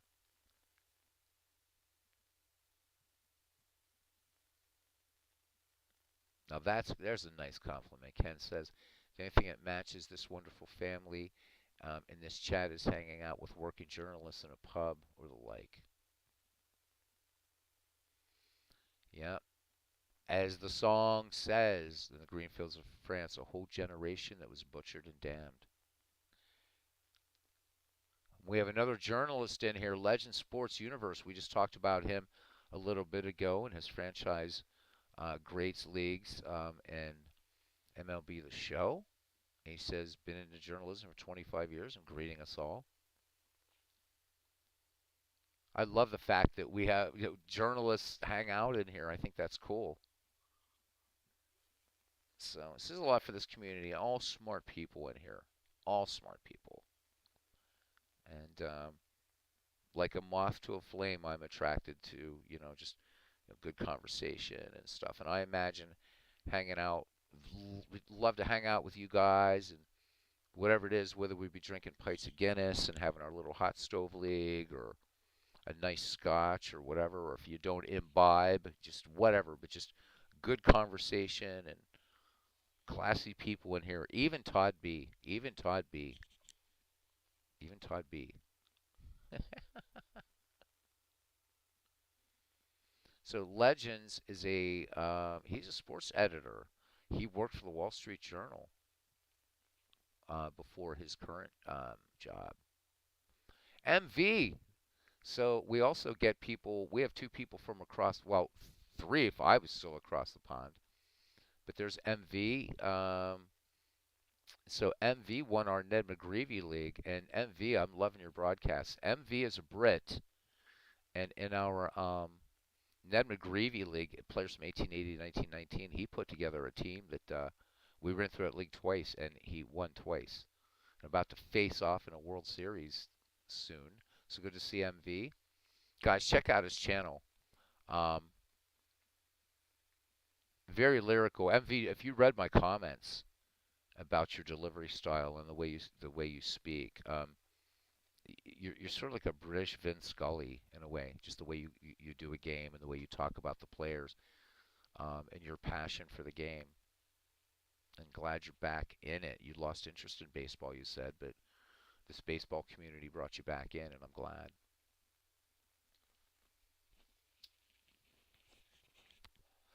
All right, gents. So just to recap really, really quickly, and then we're going to sign off.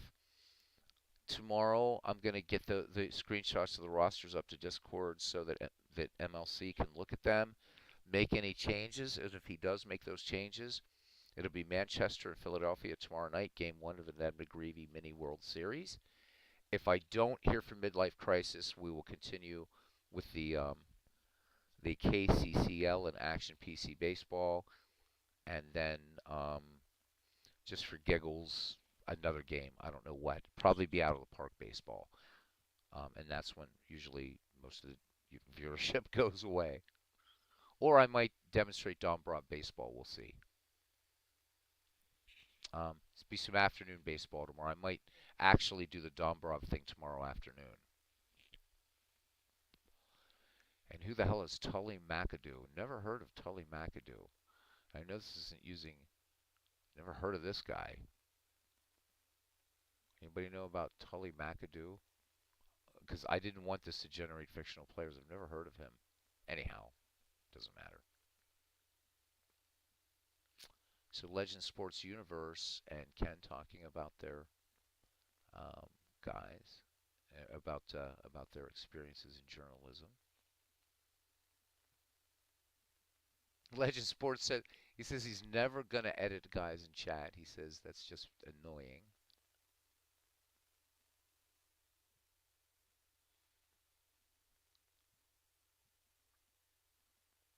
Wordsworth Scammer says he's not writer material.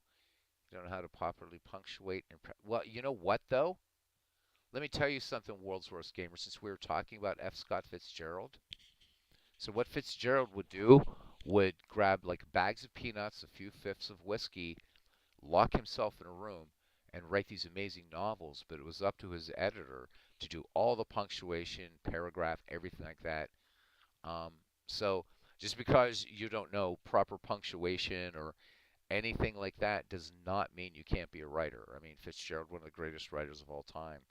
It's not about grammar. And I think, so look, we have two writers in here, Ken Castro and Legend Sports Universe. And I think they would agree with every writer that I've ever read when they talk about how do you become a writer. It's simple, just write. Just write. And I would say the same thing as a musician and as a magician. You want to play music? Play. It doesn't, if you can't read Chopin, that doesn't mean you can't be a musician. Just write. You never know. You might have a latent ability to do it.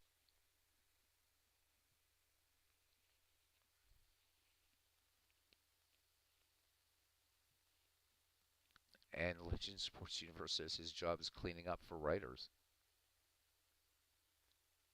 And PQ Rivers saying, "Yep, the best writers fake it." Man, don't worry about punctuation. Just write. I love Chopin. Love listening to Chopin, but yep, writing is not editing. Ken says, I knew a few beat writers in Boston who were grammar deficient. I mean, now on the other end of the scale, you get Charles Dickens, who was a master grammarian, uh, J.R.R. Tolkien, but you don't have to be. And I mean, I'm writing a couple books right now. I'm trying my hand at it, and a few people that have read some of the galleys are liking what they see so far. Um, so I don't know. I want to try it. Why not? What's the worst that can happen? You know? I mean, Vincent van Gogh sold one painting? Two, maybe? Now try to buy a Van Gogh. So maybe I'll write something, and in 500 years, people will be like, we're going to be studying this guy. I don't know. Just write every day, man. Legend Sports Universe says, I'm hoping that he says, now that I'm done working on developing projects and just running leagues, I can get back into doing write-ups on my site. That would be brilliant.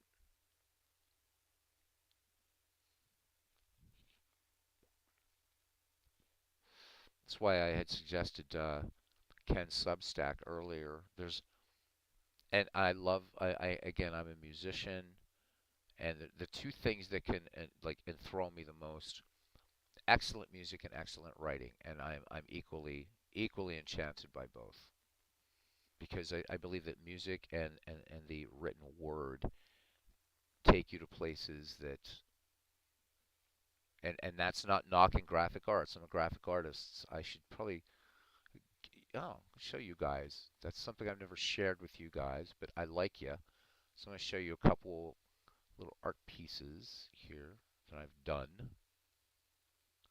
Um, not This is not a an exhaustive, but I'll show you this dude that I just made. There he is, working on him for a while. He is not baseball related. There he is. It's one of my creations.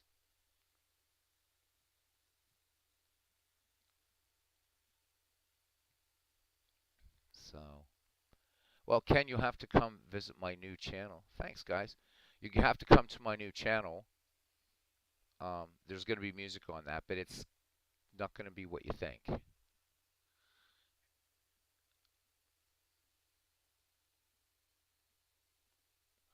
Legend Sports Universe says I'm artistically declined, not inclined. And I got one more especially for cousin Ken Castro if he likes vampires. But this is not a Dracula vampire. It's rather this vampire. And you'll see this figure pop up in a second. There you go.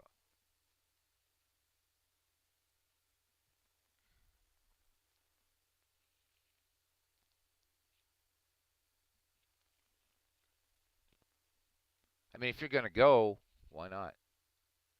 I am not stomach. That's why I thought I'd show the dragon first.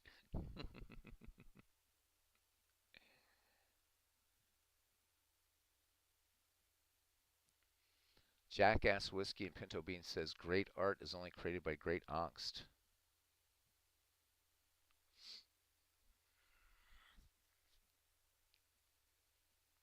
Well, I think the creative process, whether you're a writer, you're a musician, whatever, you have to be a little nuts.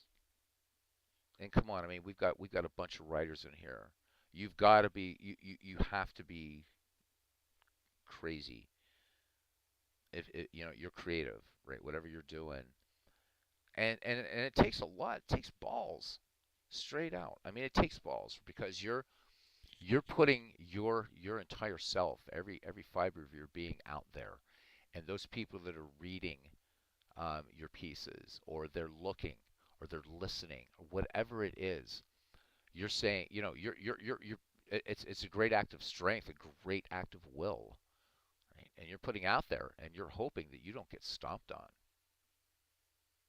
And so that's why I also try to surround myself with creative people. I love the insanity of creativity, and I do agree. I am no great artist, but I think you're right about that. That there is angst plays such a huge part in it, not only in one's life, but even on a more prosaic level. What as artists and as writers and as musicians or what have you, um, you know, what is it that is sort of monolithic? Is that blank page? Is that blank page? And it's staring you in the face. It reminds me of Nietzsche, right? You stare into the abyss, and the abyss stares back at you. And sometimes it feels like that. If I'm sitting at the piano and I want to write a piece, or I'm doing some art or something, and it's there, and I'm like, okay, what am I gonna do? And then it just starts to happen. And most of the time, it's absolute shite. But occasionally, occasionally you get something that's good. At least for me. I strike out way more than I get a base hit in anything I do, but that's all right. Even with magic, which a lot of people don't realize is a very difficult art form, magic too has its own angst, if you will. Anyhow, Ken says that his family is creatively inclined. Two writers, three artists, a carpenter, stained glass person. However, collectively, we have trouble adding 3 plus 3. Same here, pal. Jackass Whiskey and Pinto Bean says art in any genre will only be remembered in future generations by the angst. So Pib is writer. He says I agree as a writer myself. Crazy is part of it. PQ Rivers says I can angst it up sometimes.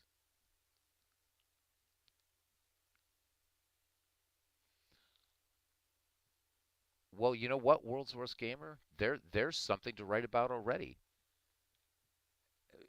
You say you can't define angst. Good. Well, what a great start. You don't even have to define it. What a great start.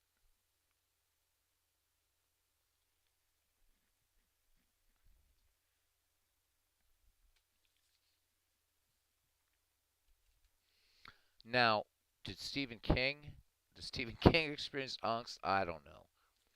I think his best work is the stuff that isn't horror. I mean, that little right where Shawshank Redemption came out of and the Green Mile. Those are good stories. Um, Clive Barker's best stuff, I think, is his non-horror stuff. If you guys have ever read, I think it's called Sacrament.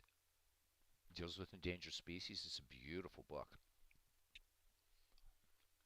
We just went from baseball to everything else. Love it. I wasn't going to invite you guys to the new channel because I want to set myself a challenge to start with like this one, 0 subscribers, and see where it goes. But geez, the way this conversation is going, might be kind of fun.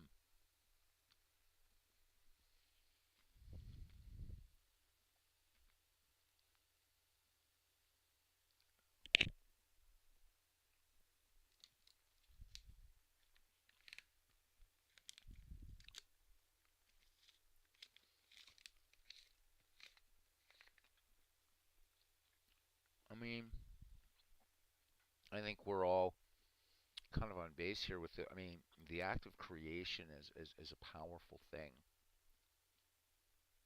and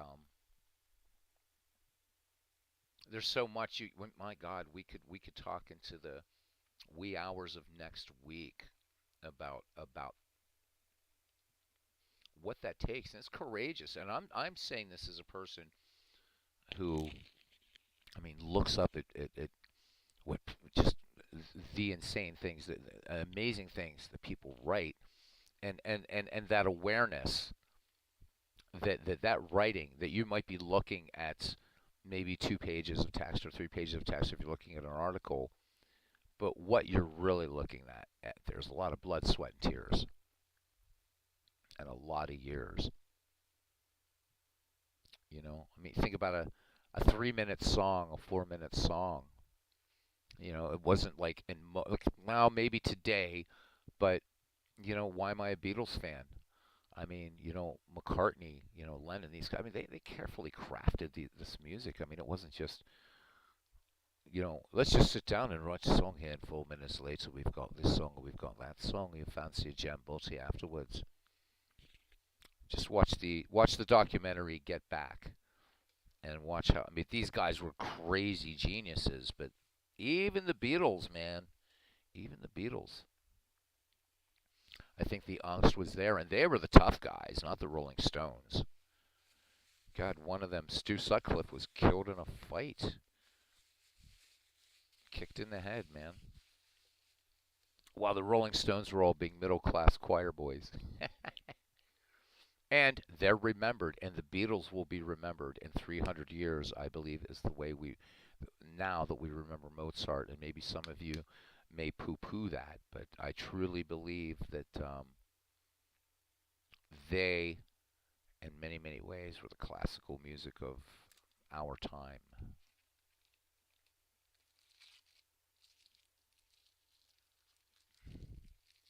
PQ River says, doing Beatles podcasts lately. How? Why don't I know? Why didn't I know about this? Why didn't I know about this? You do Beatles stuff? I never knew that till tonight. Seriously? Is this you have a channel? You do this? Where do you do this? Put the link into your channel, man. Are you serious? Or the link to your podcast? Whatever. You're a Beatles fan? I didn't know this.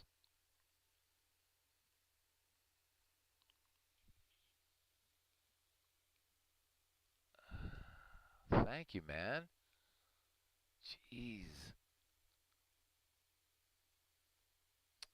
Well, again, free. It's pretty much free speech. You don't know if you agree. I think time has demonstrated a band that broke up in 1970 is profoundly influential now, and commercial, critical success simultaneously, and very few, if any, acts have achieved that, and written songs that are timeless, literally timeless. I mean, I've been to McCartney concerts, and I see teenagers there along with people who grew up with the Beatles and people like me who didn't, but were profoundly influenced. Even though my music doesn't sound, the music I write doesn't sound at all like the Beatles. Great, great band. All right. Thank you, PQ River. Damn. The baseball one and the Beatles one. All this time.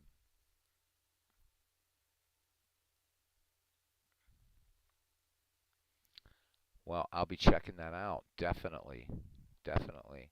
Because there's a YouTube guy that I like to watch. What's his name? He's like the professor or something. Seems like a really nice dude and always talks about his dad at the end. But his love for music is wonderful, and I love the narratives that he weaves. So I hope in some if there's a place and there's a way, it would be amazing to meet up with you guys and just talk and swap tales about what we do, no matter what we like, what we don't like.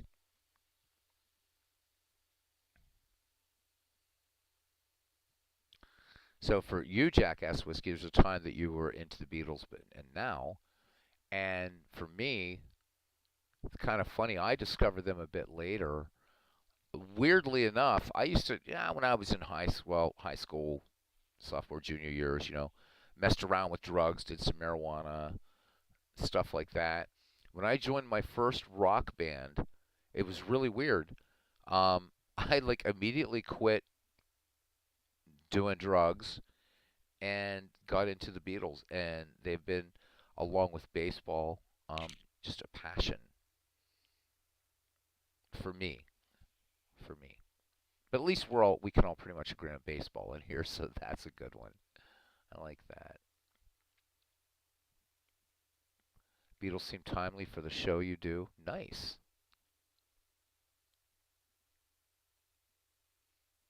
Well, yeah, but breathing is always a great start, isn't it?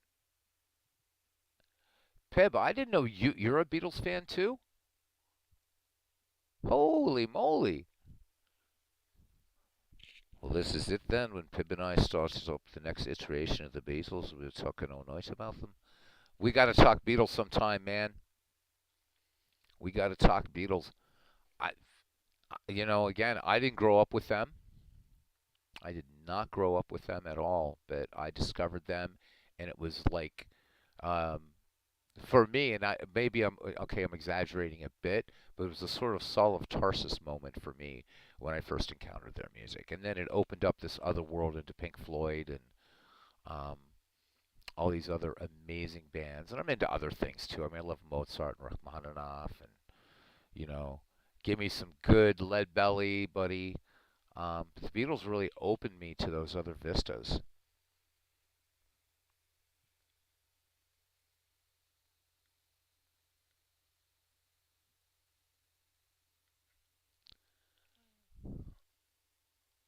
It's super therapeutic. World's Worst Gamer. Super therapeutic. Powerful, powerful form of expression. Anyhow, guys, what a great conversation. This has turned into a great night. This has turned into, and six people hanging out after a 17 inning game. As again, as World's Worst Gamer said, of a lot of players that most baseball fans have never ever heard of.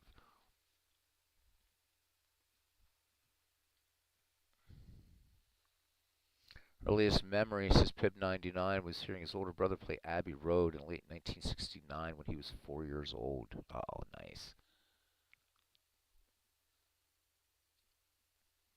Abbey Road, that miracle, that album is a miracle, as you know. I mean, by that time, I mean they did finally, thank God, before John was killed and everything. The four things got patched up. Other than in contrast to Pink Floyd, because I guess Roger Waters and David Gilmour the past few weeks are at it again. But George Martin pretty much said, "Look, guys, let's if we're gonna go out, let's do it the right way." And unlike the Rolling Stones, the Beatles did it right, and they did it with class, and went out with. I mean, oh my God, look at that Abbey Road album. It's incredible, and they went out on top. And for me, and for hundreds of millions of others, I would guess they're still the pinnacle. Not to say there's not other great bands out there, but I'm really hard pressed to think of things that there are a lot so much that they pioneered, and add Sir George Martin into the mix. You have to. So classical music, nice jazz. Love jazz too, man. Now, not all jazz. So like, a friend turned me on to some Stan Kenton. So it's some pretty cool stuff. So I like Stan Kenton a lot. Um, who else do I like? Peterson, Thelonious Monk. But jazz is, as you know, my friend. I don't have to tell you, jazz isn't like just this one thing. There's such a spectrum of jazz. Um, uh, I think Stan Kenton is about as experimental as I've ventured into listening to jazz. I can fake jazz. I love jazz chords and stuff like that. I love playing those 13ths with augmented fifths and stuff like that. But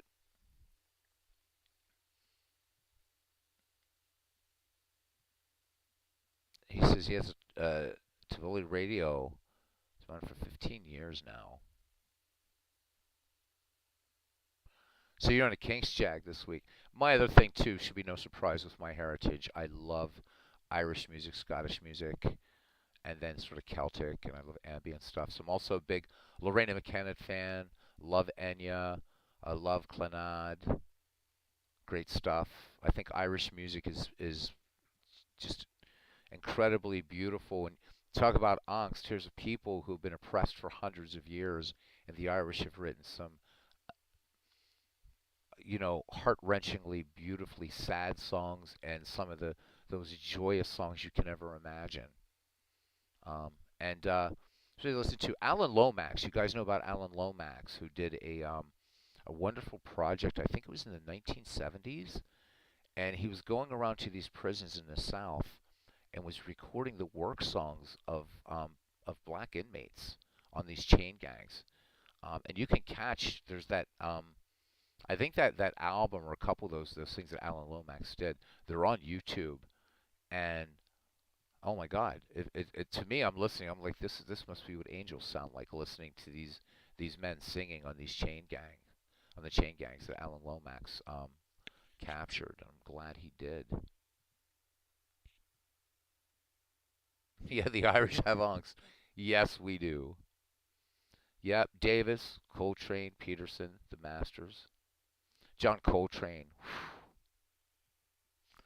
What did John Coltrane said? He said something about somebody was asking John Coltrane about, and it was this really kind of deep music theory question, and John Coltrane answered. He said, "Man, I haven't even mastered scales yet." And this is John Coltrane saying that, one of the titans. Whew.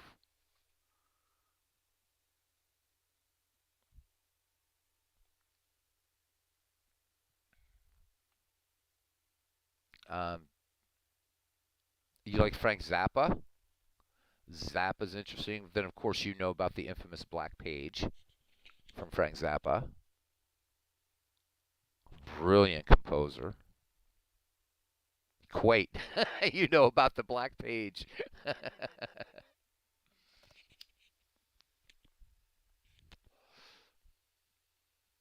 So, for you guys that don't know, it's a piece that he wrote, and it's called the Black Page because just the sheer amount of notes on this page. It's like the page is almost black. And there's a documentary I was watching. Some musicians were talking about auditioning for Zappa and doing the Black Page, and they said it was pretty daunting. And Zappa's right there when they're playing it. So you like Edvard Grieg? Excellent. I love Grieg. I would say my favorite composer, and I think my Eastern Orthodox faith informs that, is Rachmaninoff. I love Rachmaninoff, but I love Mussorgsky, Grieg certainly, um, Beethoven. Yeah, I'm not much into like Haydn or I mean Bach. I mean I recognize Bach's genius, but I can't sit and listen to Bach for long periods of time, but I can listen to Rachmaninoff, Mussorgsky, Grieg, Sibelius. Can listen to those. I can listen to those composers all day. Mahler, I like Gustav Mahler. Schubert,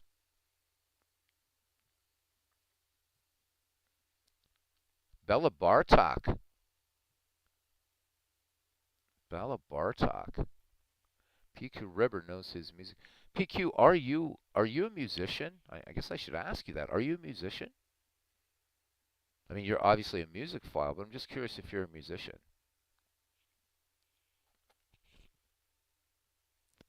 Cool. What do you play?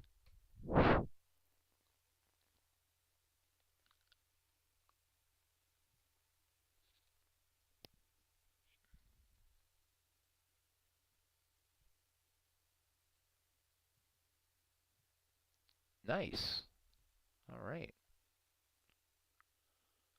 Okay. So vocals, guitar, and keys. I'm vocals and keys, and can play a bit of harmonica, but since it's basically a sort of a same thing as a keyboard instrument, so but yeah, so cool. Vocals, guitars, and keys. Easy to get in a band. The more you can do, and if you can sing and play an instrument, you're in. Provided you can at least carry a tune, right? Nice. Is there any other musicians here? We have a lot of writers. Any other musicians? So PQ Rivers a musician. I'm a musician. Oh, you got Reverb Nation. Okay. I'll have to send you my SoundCloud link sometime. Nice. So we got two musicians. And we got Legends and PQ or Pib 99 and Ken Castro. So we've got 3 writers.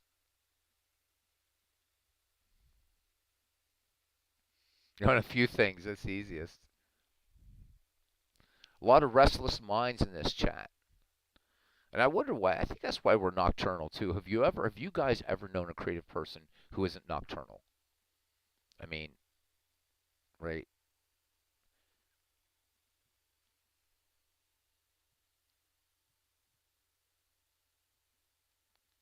Okay. Yep. Okay. A trombonist. So we have 3 musicians.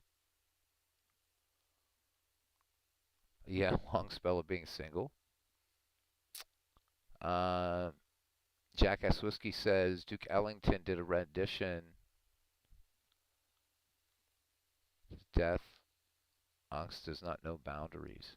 Duke Ellington, talk about a master. Okay, you're on. Okay, yeah, but you would be, Pib. I mean, you're a writer, so I'm sure you've had those late nights, man, where it's that something that knocks you out of your sleep, and you got to get it written down, or you got to play it, or you got to whatever. So it's like, my God, I can't forget this. Or you're in traffic, and all of a sudden something hits you. This has happened to you guys. I know it has. Something hits you, and you're in a damn traffic jam, and you've got to get to your instrument. You've got to get to that pen and paper, whatever it is, and it's the craziest feeling in the world. It is late. I have to get up but I only work 4 hours tomorrow, so um, my one short day.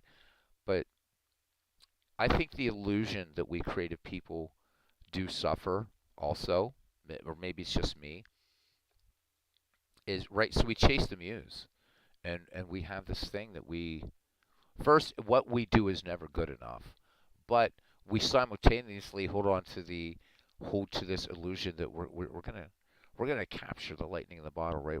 We're gonna capture the muse, and we pursue the muse, and she's never gonna allow us to catch her. That's the whole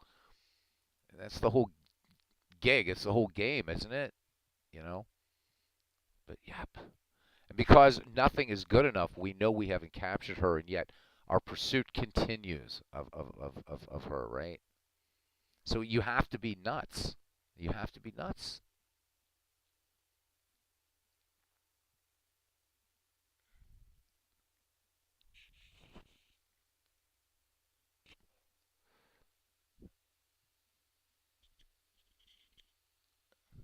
Peer Gynt talking about Edvard Grieg.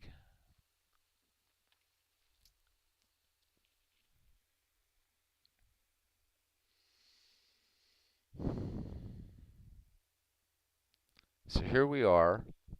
There's 5 people, and then six of us here at 12:50 a.m. on the East Coast, and we haven't talked baseball now for probably 45 minutes. That's pretty cool.